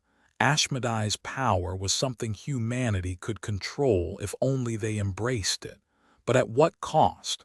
The world Giovanni spoke of was one of fear, of domination. It was a world where power was everything, and those who didn't seek it were crushed beneath the weight of those who did. Ethan had seen the horrors that Ashmedai's influence could cause. He had seen the destruction, the corruption. The demon's reign would bring nothing but suffering and death. "I will never join you," Ethan said, his voice steady now, despite the conflict raging inside him. "I refuse to be part of your world. You've lost yourself, Giovanni. You've become the very thing you swore to fight against." Giovanni's expression hardened. "You are a fool, Ethan. You were always too blinded by your ideals. The truth is, the world isn't as simple as you think. You can't fight Ashmedai, and you can't fight me." The tension in the room grew unbearable, the air thick with the weight of their confrontation. Giovanni stepped back, his expression still cold but now tinged with something darker. "I didn't want this for you, Ethan. You were meant for greatness. You were supposed to stand beside me, not against me, but you're too stubborn, too tied to your outdated notions of good and evil." Ethan's grip on his dagger tightened. His heart beat wildly in his chest, the weight of the decision pressing down on him. This wasn't just a fight against Ashmedai anymore. It was a fight for his very soul. The allure of power was seductive, and Giovanni had been right about one thing: Ethan had been offered something that could change everything. The temptation to join the dark side, to wield power and reshape the world, was overwhelming, but Ethan knew that the cost would be too great. His soul, his conscience, his very identity would be forfeit. "You're wrong," Ethan said, his voice a low growl. "I don't need power to be strong. I don't need to control anyone to make a difference." Giovanni's eyes flared with anger. "Then you are truly lost, but I will make you an offer, one last chance. Join me, and you will have the strength to stop Ashmedai. You will be the one to wield the seal. You can stop the demon and control his power. You will be the greatest weapon the world has ever known." Ethan hesitated. The offer was tempting. The power to control Ashmedai, to stop the demon and save the world. It was everything he had ever dreamed of. But as he thought about it, he realized that the price of that power was too high. He would lose himself. He would become just another pawn in Ashmedai's game. "I would rather die than join you," Ethan spat, his voice resolute. I will fight for what's right, no matter the cost." Giovanni's face twisted with frustration, but then his expression softened, almost pitying. "Very well, Ethan, but know this, the world you're trying to protect is already lost. Ashmedai will return, and you will be the one to suffer for your refusal to see the truth. When the world is in flames and the demons reign supreme, remember, this was your choice." Ethan took a deep breath, his heart steady now. "I don't need your world, I'll make my own." With that, he turned and walked away, leaving Giovanni standing alone in the darkness. The path ahead was uncertain, but Ethan knew one thing for sure: he would not be swayed. The battle for the soul of the world was far from over, and he would not give up the fight. Not now, not ever. The Vatican was no longer the sacred, hallowed ground Ethan had once revered. Now, it stood as a fortress under siege, a battleground where the forces of darkness were slowly, but surely, overwhelming its ancient walls. Ethan stood in the heart of the Vatican, watching as Ashmedai's forces gathered, their demonic energy slowly tearing apart the very foundation of the church. The once immaculate halls were now filled with whispers of dread, the air thick with the smell of sulfur and the undeniable presence of evil. Outside, the storm raged. Thunder cracked overhead, and lightning illuminated the night sky, casting long shadows across the city. Ethan's pulse raced as he stood alone in the dim light of the cathedral, knowing that the final confrontation was imminent. The rogue faction within the Vatican, led by Cardinal Giovanni and his followers, had succeeded in bringing Ashmedai to the edge of his full resurrection. If Ethan didn't act now, the demon would be free, and the world would be plunged into an age of darkness.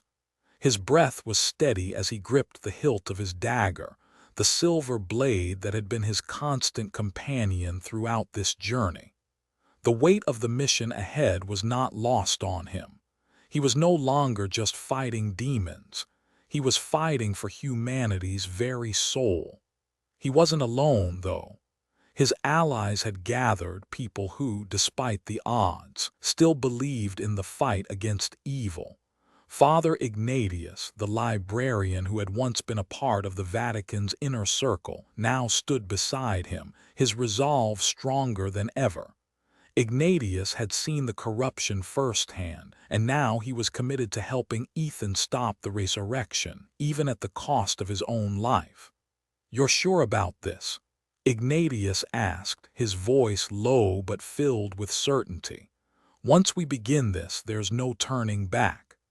Ethan nodded. "We've come too far to back down now.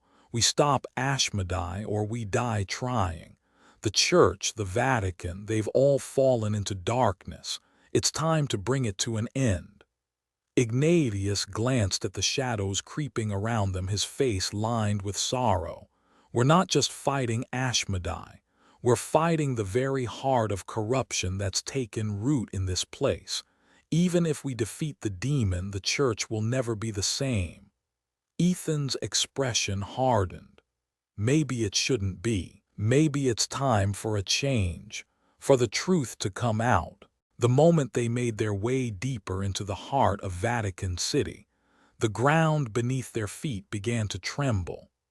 The very walls of the holy city were shaking as Ashmedai's influence spread like wildfire, cracks appearing in the stone, as if the church itself was trying to resist the demon's power. The roar of the storm outside was deafening, a reflection of the chaos that was unfolding within the Vatican's sacred walls. Ethan and Ignatius made their way to the chamber where Ashmedai's resurrection was set to take place. The rogue faction had already begun the final ritual.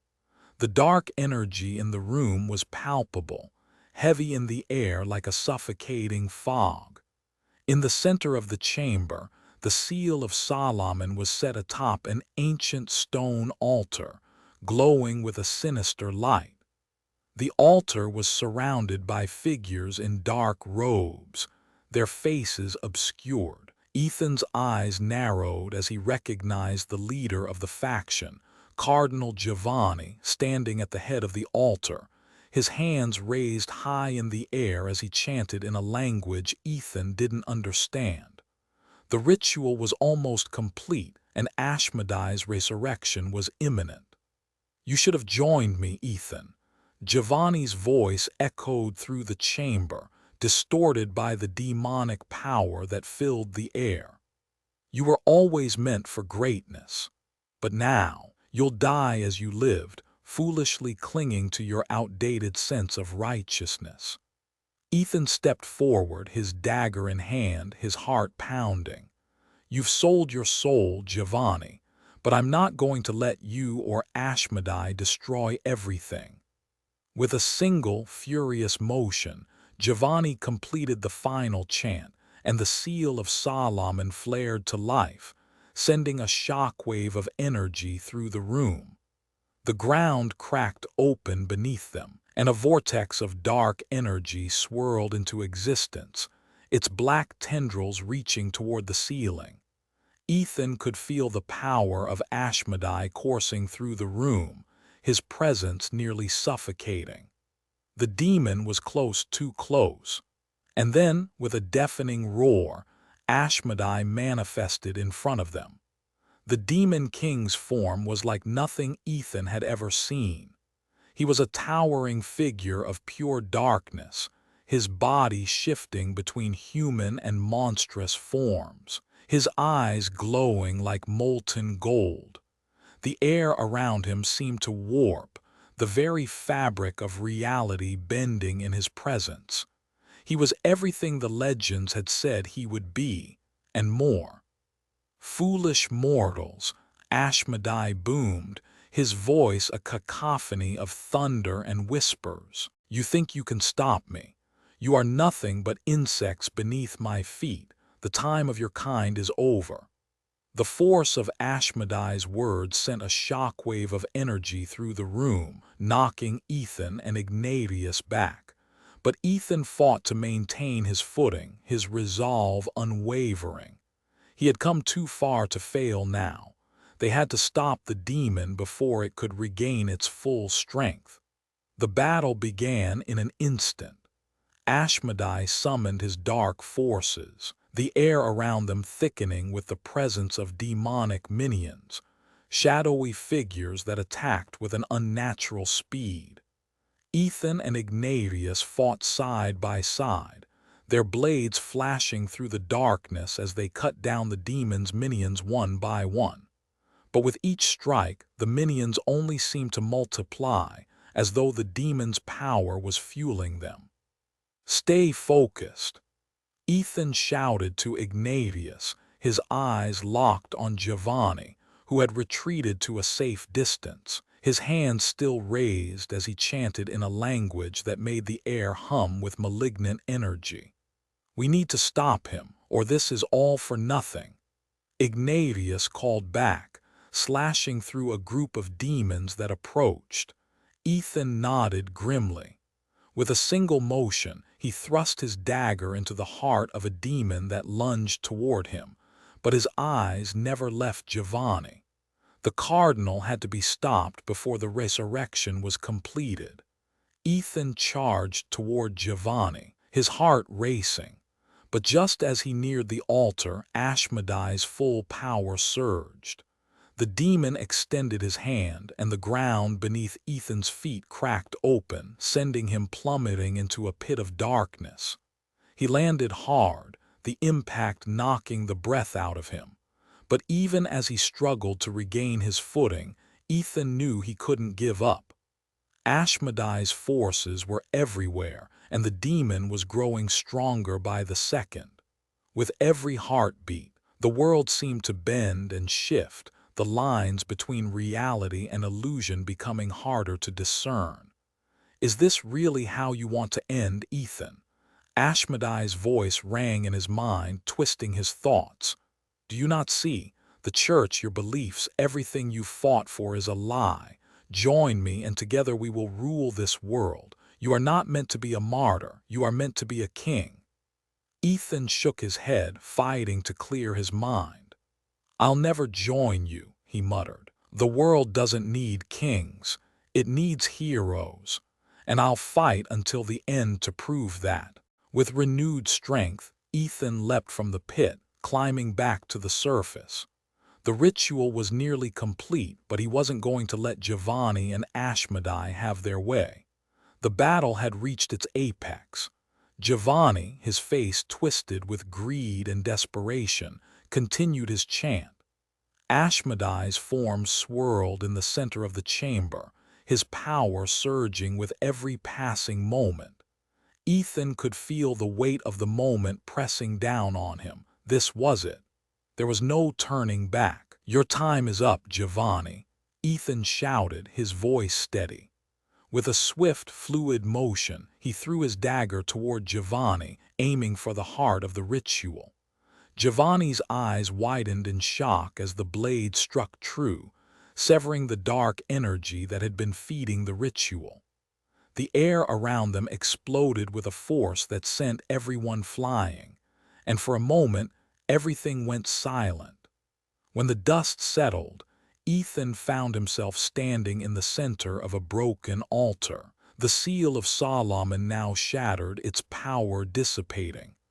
Ashmedai's form wavered and twisted, his power unraveling. "No," Ashmedai hissed. "This cannot be. I am the Demon King. I cannot be destroyed." With a final, desperate roar, Ashmedai vanished into the ether, his presence fading into nothingness. The Vatican had become a wasteland, its once sacred halls now shattered by the violent clash between light and dark. Ethan's steps echoed through the ruins of the holy city, the walls of the church now torn apart, a symbol of the battle that had transpired. He had come so far, faced so much, but the final confrontation with Ashmedai awaited him. The seal of Solomon was within the demon's reach, its power almost fully restored. Giovanni, once his mentor and ally, was now nothing more than a puppet, a servant to the forces of darkness. The betrayal that had run through the heart of the Vatican had been exposed, and the church was left in ruins, its once pristine image irrevocably tarnished. The path ahead was clear, yet the weight of what he had to do pressed heavily on his shoulders. This wasn't just a battle for survival, it was a battle for redemption, for the chance to right the wrongs of the past. Ethan knew the cost of this final battle. The church had been corrupted, its foundations shattered by its own hand, but Ashmedai's resurrection could not be allowed to take root.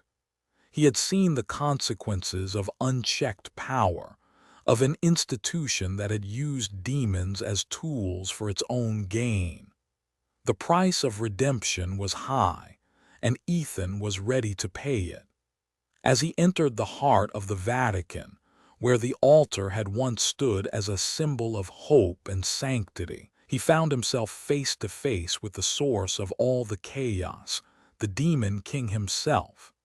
Ashmedai stood tall, his body radiating dark energy, a swirling vortex of shadow and fire around him. His eyes glowed with an unnatural golden hue, his voice a thunderous roar that seemed to shake the very walls of the Vatican. "You came all this way, Ethan," Ashmedai sneered, his voice dripping with contempt. "But you are too late. The seal of Solomon is nearly mine. The power that you fear will soon be unleashed, and all of your efforts will have been in vain." Ethan's breath caught in his throat as he approached the altar where the seal lay. He could feel its power pulsing in the air, a force so ancient, so deadly, that it threatened to break him just by proximity. But he had no choice. This was the final moment, the moment where everything would be decided. "You're wrong, Ashmedai," Ethan replied, his voice steady despite the fear gnawing at him. "You don't control the seal, you never did." The demon's laugh was dark, twisted. "You cannot stop what is already in motion. You cannot fight fate, mortal. The world is mine to claim. The seal belongs to me." Ashmedai extended his hand, and the seal of Solomon glowed brighter, its power growing exponentially. The air around them crackled with dark energy as the demon took a step forward. Ethan's body tensed, every muscle screaming with the effort of holding his ground. This was it, the final showdown. But Ethan knew something Ashmedai didn't. He understood the power of sacrifice. Ethan had learned much during his time fighting the forces of darkness. He had seen heroes fall and battles lost, but there was one thing that remained constant in every struggle. The price of victory was always higher than anyone could imagine. And this time, the cost would be his life. With one last look at the seal, Ethan turned his gaze to the demon.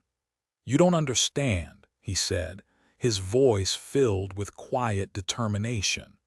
"You think you control this world, but the truth is, you never did. You were just a tool, a weapon, and now your reign ends." In that moment, Ethan realized what had to be done.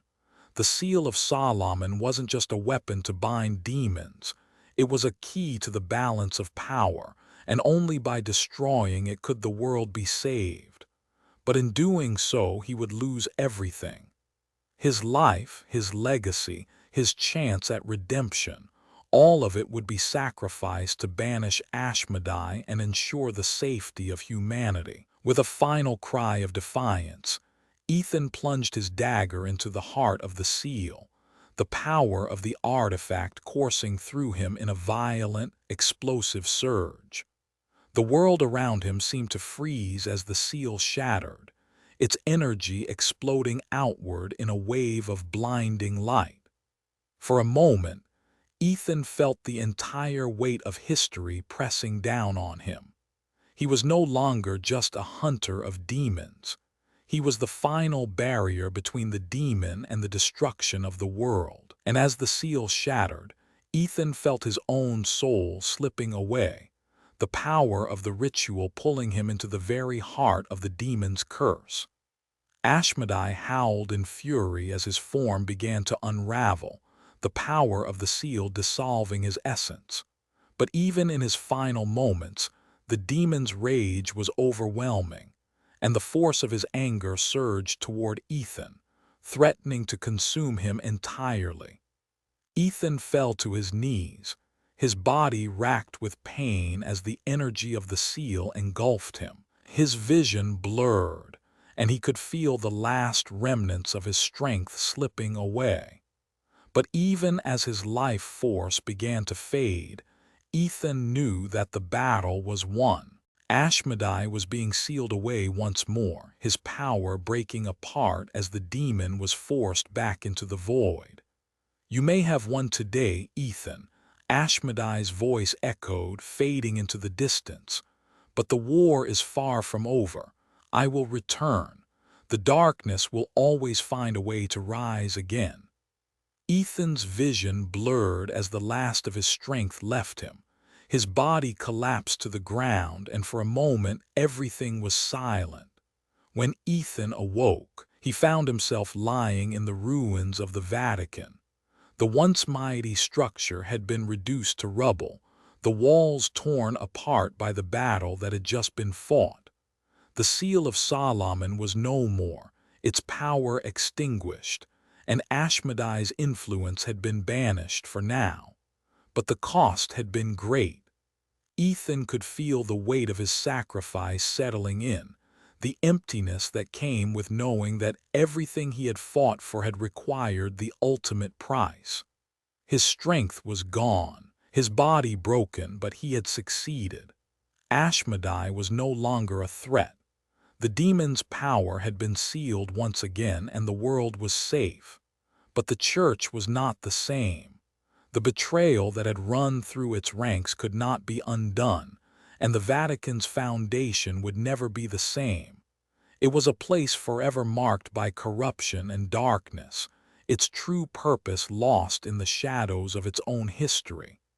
Ethan slowly pushed himself up, his body aching with every movement. He could hear the sounds of the city outside, the distant echoes of life continuing as it always had. But for him, the world had changed. There was no going back to what he had once known. Father Ignatius approached, his face filled with grief and admiration. "You did it, Ethan," he said softly. "You stopped Ashmedai, you saved us all." Ethan nodded, his eyes heavy with the weight of his sacrifice. "I didn't save anyone. I only delayed the inevitable. The darkness will always be there, waiting for its chance to rise again. But you gave humanity a chance," Ignatius said. "You gave us a future." Ethan stood, his body trembling with exhaustion, but his resolve stronger than ever. "The fight is never over, but now it's my turn to protect humanity from whatever comes next." The dust had settled. The Vatican, once a beacon of faith and power, lay in ruins. The great halls, which had once stood as symbols of hope, now stood in silence, their broken walls bearing the weight of the battle that had ravaged them. Ethan walked through the shattered corridors, his footsteps echoing in the stillness. The storm outside had passed, but inside the air was thick with an oppressive silence, the kind that only follows destruction. He had won.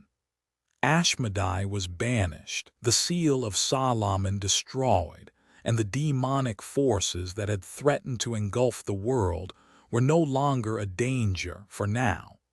But victory had come at a terrible cost. The church was in disarray, its foundations shaken to the core by the betrayal and corruption that had festered within its walls for centuries. As Ethan moved through the Vatican's ruined chambers, his heart was heavy with the weight of his actions. The battle had been fought, but the consequences lingered in the air like a poison. So many lives had been lost, men and women who had sworn to protect humanity, only to be consumed by darkness. And for what? A fleeting moment of triumph that had cost him his own peace, his own soul. Ethan paused in front of the altar where the final battle had taken place. The altar, now a twisted monument to the chaos that had consumed the Vatican, seemed to stare back at him, its darkened stone reminding him of the cost of everything. He had been the instrument of Ashmedai's downfall, but he had also been part of the darkness that had shaped this battle. There was no escaping it. The burden of responsibility, the weight of the Church's sins, was now his to carry. The destruction of the Vatican had not just been physical, it was spiritual, a rupture of the Church's very soul. The once immaculate walls had been stained with betrayal, corruption, and the endless thirst for power. As Ethan moved deeper into the Vatican's ruins, he saw the faces of the men and women who had been involved in the rogue faction, priests, cardinals, and bishops who had abandoned their vows to serve Ashmedai. Some were dead, their bodies scattered across the broken halls, while others had been captured and imprisoned, their names forever tainted by their allegiance to darkness. Father Ignatius, his trusted ally, was among the few who had survived the battle. His face was haggard, his eyes heavy with the realization of the Church's sins. "We've lost everything, Ethan," Ignatius said, his voice filled with sorrow. "The Vatican, the faith, it's all fallen apart." Ethan nodded, the weight of Ignatius's words settling heavily on his shoulders. "We may have stopped Ashmedai, but the damage is done. The Church is shattered, its soul tainted by the very darkness we fought to destroy." Together, they moved through the Vatican's halls, each step a reminder of the betrayal that had taken root so deeply within its foundations. The church was no longer the place of sanctuary it once was. It was a graveyard, a place where the past had come to haunt them all. As the days passed, Ethan found himself reflecting on the cost of his actions. The battle against Ashmedai had been a war, not just for humanity's survival, but for the soul of the church itself. The demon had been banished, but the darkness that had infected the Vatican was far from gone. It had taken root in the very heart of the institution, and now there was no going back. Ethan sat alone in the quiet of a small chapel, the flickering candlelight casting shadows on the walls. His mind wandered back to the moment he had made his sacrifice, to the moment he had plunged his dagger into the heart of the seal of Solomon. The power of the seal had consumed him, drawing him into the very heart of Ashmedai's realm. He had nearly lost himself, had nearly become part of the darkness he had sworn to fight, but he had made it through, barely. And now, with the demon gone, the world was left to pick up the pieces. The Vatican had to rebuild, but so did Ethan. The fight against darkness would never truly end. It was an eternal struggle, one that he had chosen to be a part of.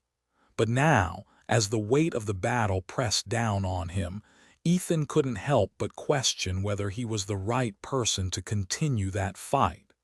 The church was broken, its foundation shattered, and Ethan found himself at a crossroads. Was his role as a demon hunter over? Had the battle he had fought been the final one, or was this just the beginning of a new chapter?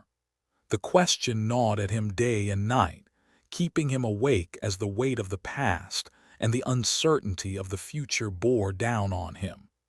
As Ethan continued his reflections, the world outside began to move again. Life in Vatican City slowly returned to some semblance of normalcy, but it was clear that things would never be the same. The church was rebuilding, but it was a rebuilding born of pain, sacrifice, and the harsh truth that its very foundations had been corrupted. Cardinal Giovanni, the man who had once stood as a mentor to Ethan, had been captured, his treachery exposed for all to see. But even with his defeat, Ethan knew that the damage done by Giovanni and the rogue faction could not be undone. The trust in the Vatican had been broken, and the faith of the people had been shattered. Ethan walked through the streets of Vatican City, the echoes of the past reverberating in his mind. He had fought for so long, sacrificed so much, but in the end the question remained, was it worth it? Had the price of his victory been too high? The church was lost, but humanity had been saved for now. His thoughts were interrupted by the sound of footsteps behind him. He turned to see Father Ignatius approaching, his expression solemn. "We need to talk, Ethan," Ignatius said, his voice filled with concern. Ethan nodded, the weight of the world still pressing on his shoulders. "What is it, Ignatius?" "There are still threats out there," Ignatius said, his tone firm. "We may have stopped Ashmedai, but there are other demons, other forces waiting to rise. We can't afford to sit idly by." Ethan looked at the ruins of the Vatican, the remnants of the church that had once been a symbol of hope. "I don't know if I can continue this fight, Ignatius. The cost has been too great. I've given everything, my faith, my soul. What's left for me now?" "You've always been the protector, Ethan," Ignatius said softly. "Even when you didn't believe in yourself, you were the one who kept fighting. The world still needs you. The battle isn't over." Ethan stood in silence for a long moment, looking out over the ruins of the Vatican. He had never been one to back down from a fight, but this was different. The scars of the battle ran deeper than just the physical wounds. He had seen the true cost of heroism, the sacrifices, the betrayals, and the toll it took on the soul. Finally, he spoke. I can't turn away from this. I can't let the darkness win, but I don't know if I can keep fighting alone. You won't be alone, Ignatius said. We may be broken, but we're still standing. And there are others out there who need protection. You don't have to do this alone, Ethan. The election of a new pope marked the dawn of a new era for the Vatican. The conclave had convened in secrecy, the cardinals shrouded in mystery as they deliberated on the future of the Church. When the announcement came, it was met with a mixture of hope and uncertainty. The old world had crumbled, its foundations destroyed by betrayal, corruption, and the demonic forces that had once held sway over the Church. But now, with the new pope's ascension, there was a chance for renewal. Ethan stood in the shadows of St. Peter's Square, his gaze fixed on the balcony where the newly elected pope would soon appear. The crowds gathered, their faces filled with anticipation. This was the moment of rebirth, the Church's chance to reclaim its lost glory. But to Ethan it felt like a false dawn. The signs were there, whispers in the corridors, a sense of unease in the air. The Church might rebuild, but the scars of the past would never fully fade. Do you believe this will work? Father Ignatius asked, his voice low as he joined Ethan at the edge of the square. The Vatican, it's starting over. Can they truly fix what's been broken? Ethan didn't answer immediately. Instead, he watched the crowds, noting the uncertainty in their eyes, the fragile hope that clung to them. People want to believe in something, Ignatius, he said quietly. They need something to hold on to, but the darkness, it doesn't go away just because you put on a new face. Evil doesn't die with a change of leadership. It adapts, it waits. Father Ignatius nodded, his face grim. So the battle continues. Ethan's gaze hardened. Yes, the battle continues. As the days passed and the Vatican began to rebuild, Ethan couldn't shake the feeling that something was off. The new pope, Pope Marcellus Roman II, was a man of great piety and wisdom, and yet his election seemed almost too perfect. His speeches were filled with calls for peace, unity, and reconciliation, but Ethan had learned long ago to be wary of such promises. He had seen the way darkness could manipulate even the purest of intentions. It wasn't long before Ethan began to notice subtle shifts in the Vatican's operations. Whispers of a new order began circulating among the cardinals, rumors of a faction within the Church that sought to reclaim the power that had been lost in the wake of Ashmedai's defeat. They spoke in hushed tones, their meetings held in secret. No one would speak openly of it, but Ethan could sense the undercurrent of change. The shadows of the past were not gone. They were simply regrouping, waiting for the right moment to strike again. Ethan had been a demon hunter for so long that he could feel the presence of darkness long before it fully revealed itself. And now, more than ever, he felt it. It was as if the world had entered a delicate truce with evil, but that peace was fragile. The forces of darkness were never far behind, lurking just out of sight, waiting to exploit any crack in the foundation. Ethan's unease grew as he observed Pope Marcellus Roman II's actions more closely. The Pope was deeply charismatic, his words inspiring hope and faith in the people. Yet, Ethan couldn't help but notice that there were things left unsaid, decisions made behind closed doors that seemed to serve an agenda beyond the Pope's public mission. The Pope had made some bold changes, restructuring the Vatican's leadership, but there were some that Ethan trusted who spoke of unsettling compromises being made behind the scenes. Father Ignatius, though loyal to the Vatican, had started to become concerned. One night, as the two men sat in a small, dimly lit chapel, Ignatius shared his worries. "I spoke with Cardinal Greco today," Ignatius said, his voice low. "He mentioned something about reconnecting with the ancient powers. He didn't say more, but the words hung in the air like a bad omen. What if these whispers of a new order are more than just rumors? What if the church is slipping back into the same dark patterns?" Ethan felt a cold shiver run down his spine.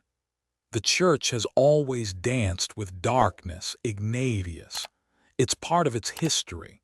But if this is true, it's not just a matter of power, it's about control. Someone is pulling the strings, trying to resurrect the very thing we fought to destroy." "You think Ashmedai's influence is still there?" Ignatius asked. "I don't know," Ethan said, his voice strained with uncertainty. "But I can feel the presence of something old, something that's been buried." Ethan's suspicions were confirmed when he received an anonymous letter left at the doorstep of his safe house late one evening. The letter contained nothing but a single sentence: "The shadows that were cast will return, and when they do, they will rise higher than before." It was a warning, clear and cryptic, but it was enough to set Ethan into motion. The new order, whatever it was not just a faction within the Vatican. It was something much more dangerous, something that had ties to the Church's oldest secrets, and potentially to the dark powers that had once been unleashed by the Seal of Solomon. Ethan knew he couldn't sit idle and wait for the new order to show its true face. He had to act now. He began investigating the movement, gathering what little information he could from those still loyal to the old ways. But each lead he followed seemed to vanish into thin air. Whoever was behind this new faction was careful, too careful. One night, while following a lead, Ethan found himself in a hidden archive beneath St. Peter's Basilica, a place even Ignatius had never mentioned. The walls of the archive were lined with dusty tomes and forbidden texts, some of which were older than the church itself. As Ethan searched through the old records, his eyes landed on a familiar name: the Order of the Dark Cross. The Order of the Dark Cross. He had heard whispers of this group before. It was an ancient faction of the church, long thought to be extinct, that had been involved in occult practices and dark rituals. The name alone sent a chill down his spine. This was no ordinary faction. This was a group that had once wielded power from the shadows, manipulating the Vatican's secrets for their own gain. Ethan's heart raced as he realized the truth. The new order wasn't just a group within the Vatican. It was a resurrection of the very forces he had fought to destroy. Ashmedai's return had not been an isolated incident. It was the beginning of a new war, a war that would see the demon's influence extend far beyond the church's walls. Ethan's investigation revealed something even more disturbing. The Order of the Dark Cross wasn't just an isolated group within the church. It had infiltrated the highest levels of Vatican power. Cardinal Greco, whom Ignatius had mentioned, was one of their members. The Vatican's seemingly innocent new pope, Pope Marcellus Roman II, was unknowingly surrounded by agents of the Dark Order, and they were working tirelessly to re-establish the Church's connection to the forbidden forces of the past. The Order's ultimate goal was clear. They sought to tap into the ancient powers that had once been controlled by the Vatican, powers that had been sealed away for centuries, including the very demons that Ashmedai had once ruled. They sought not just to regain control over those forces, but to wield them for their own gain, ushering in a new world order, one where the church's power was unchallenged, and humanity itself would be subject to the will of the dark forces. Ethan knew that the battle wasn't over. He had stopped Ashmedai, but the war against the darkness that had infiltrated the church had only just begun. The Vatican was still in the process of rebuilding, both physically and spiritually, but the damage caused by the rogue faction within its ranks had left deep scars that couldn't easily be healed. Ethan, standing in the ruins of what was once the Grand Library, knew that the struggle against the darkness wasn't over. His mission was far from complete. His journey to uncover the true extent of the rogue faction's influence had taken him to the deepest corners of the Vatican, where whispers of ancient, forbidden knowledge echoed in the dusty tomes and hidden archives. What he had found so far was unsettling: traces of plans that stretched back centuries, hidden symbols carved into the margins of texts, and references to demons that defied time itself. But there was more, much more. Ethan stood before a massive stone door, hidden behind layers of Vatican history. It was the kind of door that most would simply walk past, unaware of what lay beyond. The door was sealed with an ancient sigil, one that had been created long before the church was formed, before Christianity itself. The symbol was intricate, beautiful in its design, but dark in its purpose. This was no mere relic, this was a warning. Father Ignatius had led him here, his eyes filled with a mixture of curiosity and dread. "I never knew about this room, Ethan," Ignatius confessed, his voice tight. "The Order of the Dark Cross, whoever they were, seemed to have hidden everything, even from those of us who thought we knew the church's secrets." Ethan stared at the sigil. "The darker the secrets, the more they try to bury them. But I've always believed that the truth has a way of finding its way to the surface. Let's see what's inside." With a steady hand, Ethan traced the sigil, and the stone door groaned as it slowly opened. The room beyond was smaller than he had expected, but it was filled with a strange energy, one that made the hairs on the back of his neck stand on end. Ancient artifacts were scattered throughout the room. Some were religious relics, others were far older, more ominous. But it wasn't the artifacts that caught Ethan's attention. It was a single, weathered scroll, its edges curled and darkened by age.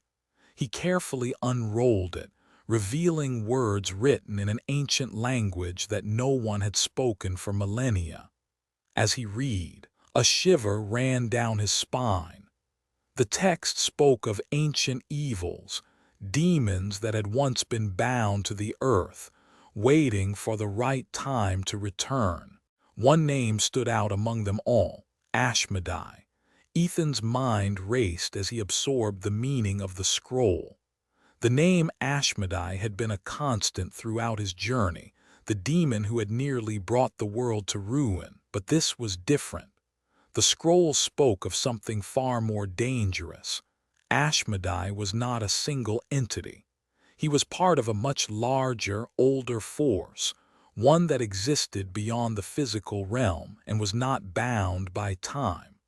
The text revealed that Ashmedai, along with other ancient demons, had been imprisoned by a forgotten order of magicians long before the rise of the church. These demons had been sealed away, their power contained in artifacts scattered across the world. But the artifacts were not permanent. They were meant to weaken over time, and as the world changed, the seals on these ancient evils would grow weaker too. Ashmedai was not just a demon of destruction. He was a harbinger, the first of many who would rise again. As Ethan pieced the story together, it became clear that the rogue faction within the Vatican had been working for centuries to locate these artifacts. Their goal was not just to free Ashmedai. They wanted to release all the ancient demons, each more powerful than the last, and use their strength to reshape the world in their image. Ethan turned to Ignatius, his face pale. "This is bigger than we thought." The faction wasn't just trying to control Ashmedai, they were preparing for something much worse. "I know," Ignatius said quietly. "The texts mention more demons, even older than Ashmedai. If they are truly bound to the earth, if their power can be unleashed, we're not just facing one demon, we're facing a war." Ethan nodded, his mind working furiously. The Vatican, the church that had once stood as a bulwark against evil, was now a part of the problem. The church's obsession with controlling the forces of darkness had created this mess. The new enemies, the ones who would rise from the depths of time, were not just dangerous. They were unstoppable unless someone intervened. As Ethan continued his investigation into the artifacts, he uncovered more pieces of the puzzle. Hidden chambers deep within the Vatican archives contained clues, fragments of ancient texts, maps, and diagrams, all pointing to the locations of the artifacts that had sealed away the demons. But there was something else, something even darker than the demons themselves. The church had known about the existence of these artifacts for centuries. In fact, they had once tried to destroy them. The scrolls and documents Ethan uncovered revealed that the Vatican had waged its own secret war against these dark forces, not to prevent their return, but to harness them for their own gain. The deeper Ethan dug, the more he realized that the Vatican's true history was one of manipulation, of power struggles hidden beneath the surface. The church had always known that these demons were not just agents of evil. They were also powerful weapons, tools to control the fate of nations. The rogue faction that had aligned itself with Ashmedai was simply the latest manifestation of an ongoing struggle for dominance, one that had been passed down through the centuries. Ethan had been part of this battle, unknowingly working for a system that had been compromised long ago. His own role as a demon hunter, protecting humanity from these supernatural forces, had been tainted by the very institution he had sworn to protect. The revelation was a bitter pill to swallow, but Ethan knew that he couldn't back down now. He couldn't stop the fight because the world needed someone to stand against the darkness. The discovery of the ancient artifacts left Ethan with a chilling realization. The darkness had always been there. It wasn't just Ashmedai who had been lurking in the shadows. It was a whole host of ancient evils, each one more dangerous than the last. These demons were not bound by time or space. They had existed long before humanity had even risen, and they would continue to exist long after the human race was gone. Ethan's eyes were drawn to a specific artifact in the corner of the chamber, a relic unlike anything he had seen before. It was a dagger, its blade gleaming with an unnatural light. As he picked it up, the air around him seemed to hum with energy, the power of the artifact vibrating through his bones. The dagger was a key to something far worse than Ashmedai, something that had been sealed away for thousands of years. As he examined the artifact, Ethan's thoughts were interrupted by a voice, a whisper in the darkness. "They are coming." Ethan's heart skipped a beat as he turned to see a figure standing in the shadows. It was a man cloaked in darkness, his features obscured. But Ethan could feel the power emanating from him, the same power that had once belonged to Ashmedai. "You're too late," the figure said, his voice like a cold wind. "The artifacts are already in motion. The demons will rise again, and there is nothing you can do to stop it." Ethan gripped the dagger tightly, ready for whatever came next. "Who are you?" The figure smiled, a twisted grin that made Ethan's blood run cold. "I am the one who will lead them. The demons you fear are only the beginning. There are forces older than you can imagine, forces that have waited millennia to return. And now the time has come." The figure vanished into the shadows, leaving Ethan alone with his thoughts. The battle was far from over. The demons had never truly left. They had simply been waiting. And now, with the artifacts in play, the world would once again be on the brink of destruction. Ethan stood at the edge of a crumbling rooftop in Tokyo, looking out at the sprawling city beneath him. The skyline stretched into the distance, illuminated by 1,000 lights, but all he could feel was the heavy weight of the night pressing down on him. Another city, another battle, another demon to fight. His journey had taken him across the globe, chasing shadows and secrets, never quite able to outrun the darkness that pursued him. The whispers of the rogue faction still echoed in his mind. Their influence had spread far beyond the Vatican, touching every corner of the world. They had left behind remnants of their dark work, artifacts, documents, and followers who continued their mission to harness the supernatural. And wherever those remnants were, Ethan knew that demons would follow. His life had become a constant series of fights against the forces of evil, and each victory felt like a fleeting moment of peace before the next battle came. As he prepared to descend into the depths of the ancient temple below, his mind wandered back to the moment when everything had started. He had once been a simple man, a demon hunter working in the shadows of the Vatican. But now, he was something more, something that had become intertwined with the fight against darkness itself. For the first time, Ethan wondered if this battle would ever truly end. If the demons were endless, would his journey ever cease? And if it didn't, could he live with the sacrifices required to protect humanity? Ethan's journey had brought him to places he never thought he would visit. Ancient temples in Japan, hidden libraries in Egypt, underground caverns in South America, and cities steeped in dark history. Everywhere he went, he encountered new demons, each more dangerous and elusive than the last. But it wasn't just demons that he had to face. Along the way, he had crossed paths with other secret organizations, groups dedicated to harnessing the power of the supernatural for their own purposes.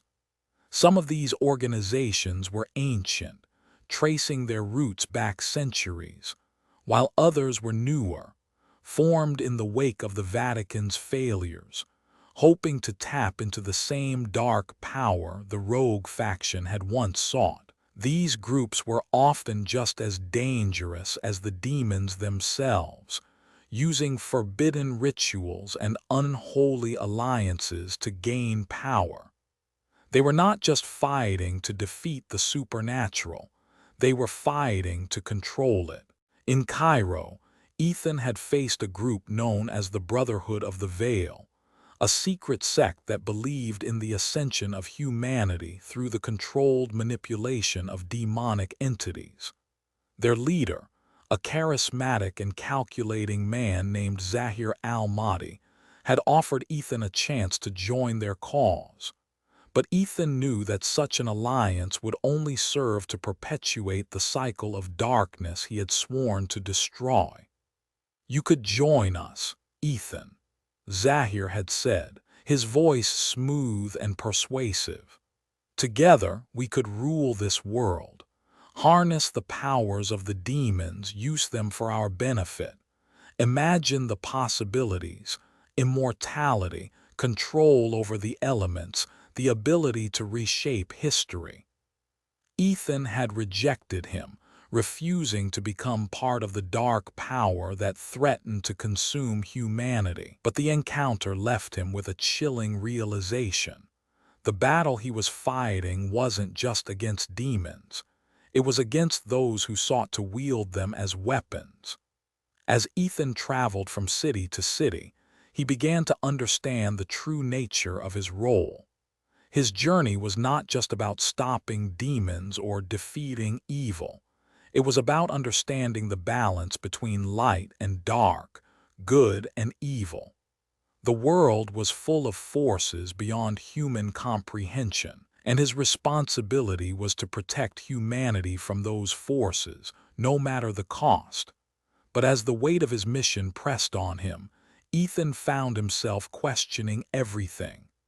The endless battles were taking their toll on him, mentally, physically, and emotionally. He had witnessed the horrors of the supernatural, seen friends and allies fall, and sacrificed more than he cared to admit. His own soul felt frayed, his heart heavy with the burden of what he had lost. In a small village in the Swiss Alps, Ethan found himself face to face with an old mentor, a former hunter who had once fought alongside him in the early days of his career. The man, now graying and tired, had left the world of demon hunting behind, choosing instead to live a quiet life in the mountains. "You've changed, Ethan," his old friend said one evening as they sat around a campfire. "I remember when you first started this. You were driven, full of purpose. But now, you're different. You've seen too much. You've sacrificed too much. Can you still carry the weight?" Ethan stared into the fire, the crackling flames reflecting the turmoil in his mind. "I don't know," he admitted. "The further I go, the more I wonder if I'm losing myself in all of this. If the cost is too high, if the price of saving humanity is too much to bear. Sometimes I wonder if I'll ever be free of this fight." His mentor sighed, his voice soft but filled with understanding. "There's a truth in what you say, Ethan. The fight will never end. But the key is not in defeating every enemy. It's in understanding why you fight. You fight not because you have to, but because you choose to. You fight because you've seen the darkness, and you know that you are the light that stands against it. That's what makes you a hero." Ethan looked up at the stars, his mind racing with the weight of his mentor's words. The battle against darkness was endless, but so was the need for heroes. And perhaps, just perhaps, that was enough. As Ethan continued his journey, he encountered more and more demons, each one more powerful and cunning than the last. In the depths of a forgotten temple in South America, he faced a creature born from the earth itself, a manifestation of primal evil. The battle was long and grueling, but Ethan emerged victorious, the creature defeated at last. Yet with every victory, the toll on Ethan grew heavier. His body ached with the scars of countless battles, and his heart carried the weight of those he had lost along the way. His friends, his allies, all fallen in the struggle against the supernatural. Ethan had sacrificed so much, and yet it never felt like enough. The darkness never ceased to rise. In the quiet moments after each battle, Ethan found himself reflecting on the cost of heroism. The sacrifices were always greater than anyone could anticipate. Each demon he defeated, each victory he claimed, seemed to leave him more fractured, more broken. He had once been filled with purpose and conviction, but now he found himself questioning whether the fight was worth the price. As the months turned into years, Ethan realized that his journey would never truly end. The demons would always return, the darkness would always rise. But that didn't mean he could stop fighting. His role was not just to defeat evil, it was to protect the light, to be the beacon that guided humanity through the darkness. Ethan had learned a harsh truth: evil was persistent. It never ceased, never relented. The battle he faced was not just against demons. It was a fight against time itself, against the forces that had existed long before humanity had risen and would continue to exist long after it had fallen. Each victory he achieved was simply a momentary reprieve in an endless war. But despite the endless nature of the fight, Ethan refused to back down. The world needed guardians, people who were willing to stand against the darkness, no matter how overwhelming it became. And he would be that guardian no matter the cost. With each passing day, Ethan grew more determined. He had seen the horrors of the supernatural, and he knew that if he did not continue the fight, no one else would. The world needed someone to stand against the demons, someone to protect the innocent.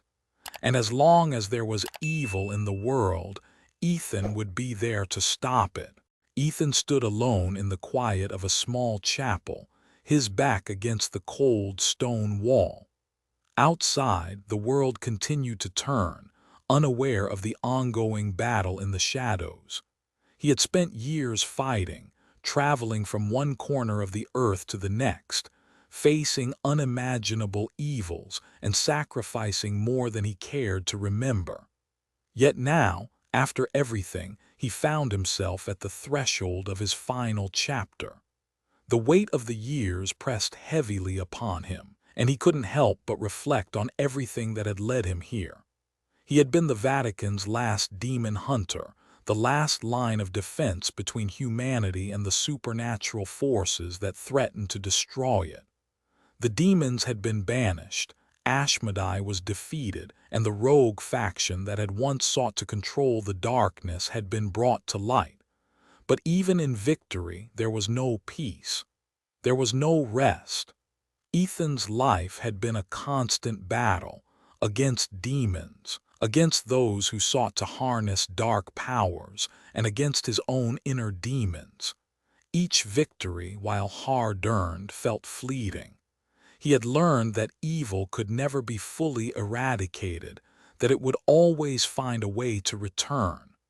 There was no finality in this fight, no moment when he could hang up his weapon and walk away. His mind wandered to the years before he had taken on this mantle, before the demons had risen, before he had crossed paths with Ashmedai and uncovered the church's darkest secrets.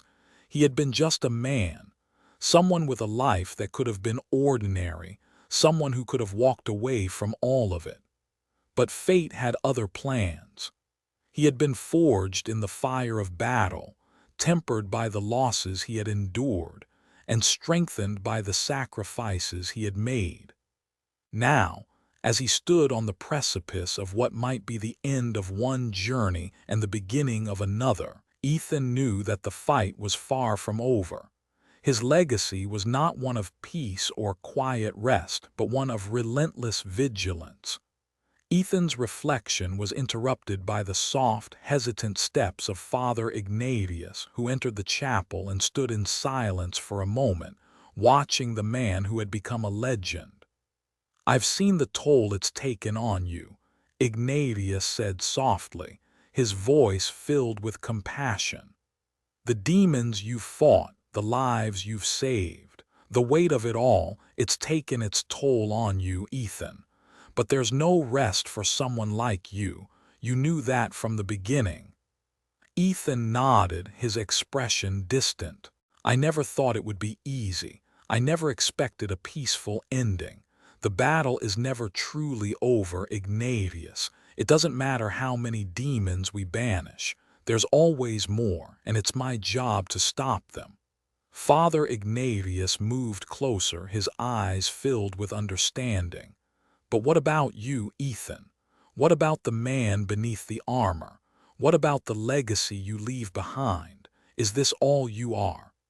Ethan stood up and walked to the altar, his gaze focused on the flickering candlelight. "I've never thought about legacy. What does it matter? I've spent my life fighting. I've lost so much, my family, my faith, my peace of mind. What's left for me?" Ignatius placed a hand on his shoulder, his voice steady and calm. "Your legacy is not about what you've lost, Ethan. It's about what you've given. You've stood as humanity's protector, as a guardian against the forces that would tear this world apart. And that's something no one can take away from you." Ethan's eyes softened, his mind turning to the countless lives he had saved, the innocent people who would never know the darkness that had almost consumed them. "Maybe, but I've never done enough. There's always more to fight. I can't escape my fate." The world, despite the peace that had been won, was far from safe. The remnants of the rogue faction within the Vatican were still lurking in the shadows, their influence spreading beyond the confines of the church. Ethan had learned long ago that darkness never truly vanished. It merely shifted, taking on new forms and new faces. Just weeks after Ashmedai's defeat, Ethan received reports of strange occurrences, disturbances in cities across Europe, mysterious disappearances, and whispers of a new cult that worshipped the very demons he had fought to banish. These were not just remnants of the past. They were the beginnings of something new, something more dangerous than what had come before. The demons might have been banished, but their influence had never truly been eradicated. Evil, as always, found a way to worm its way back into the fabric of the world. Ethan knew that the battle against darkness would never cease. It would always be there, waiting to rise again, and he would be the one to stop it. His role as a demon hunter had never been a choice. It was his calling, his burden, and his destiny. Even as the church tried to rebuild, even as humanity moved on, the forces of darkness would always seek to destroy. And so, with the same resolve that had carried him through years of bloodshed and heartbreak, Ethan prepared for the fight ahead. He knew that his work was far from done. The demons would always return, and it was his responsibility to protect the world from them. Ethan stood at the edge of a cliff overlooking the vast expanse of the ocean, his mind heavy with the weight of his thoughts. The waves crashed below him, their rhythmic pounding a reminder of the never-ending cycle of time. The world would continue to turn, and as long as it did, the darkness would continue to rise. His eyes turned toward the horizon, and he felt the weight of his choices, the burden of his legacy. He had given everything, his family, his peace, and his soul. And for what? To protect a world that would never truly be safe. The demons he had fought were only a symptom of a much deeper illness, one that ran through the heart of humanity itself. But even in his darkest moments, Ethan knew one thing for certain. He could never walk away. He could never stop fighting. Because the fight was not just about stopping demons. It was about preserving humanity, about ensuring that the light, no matter how dim, would never go out. One battle ends, another begins. Ethan murmured to himself, the weight of the words settling in his chest. His journey had taken him to the brink of his own destruction, but it had also shown him the depth of his own strength. He wasn't just a hunter of demons. He was a protector, a guardian of the world's fragile light. The fight against darkness would never end, but neither would his resolve. And so he stood, ready for whatever came next, knowing that his legacy was not one of victory or defeat, but of vigilance. As long as there was evil, there would be someone who stood against it.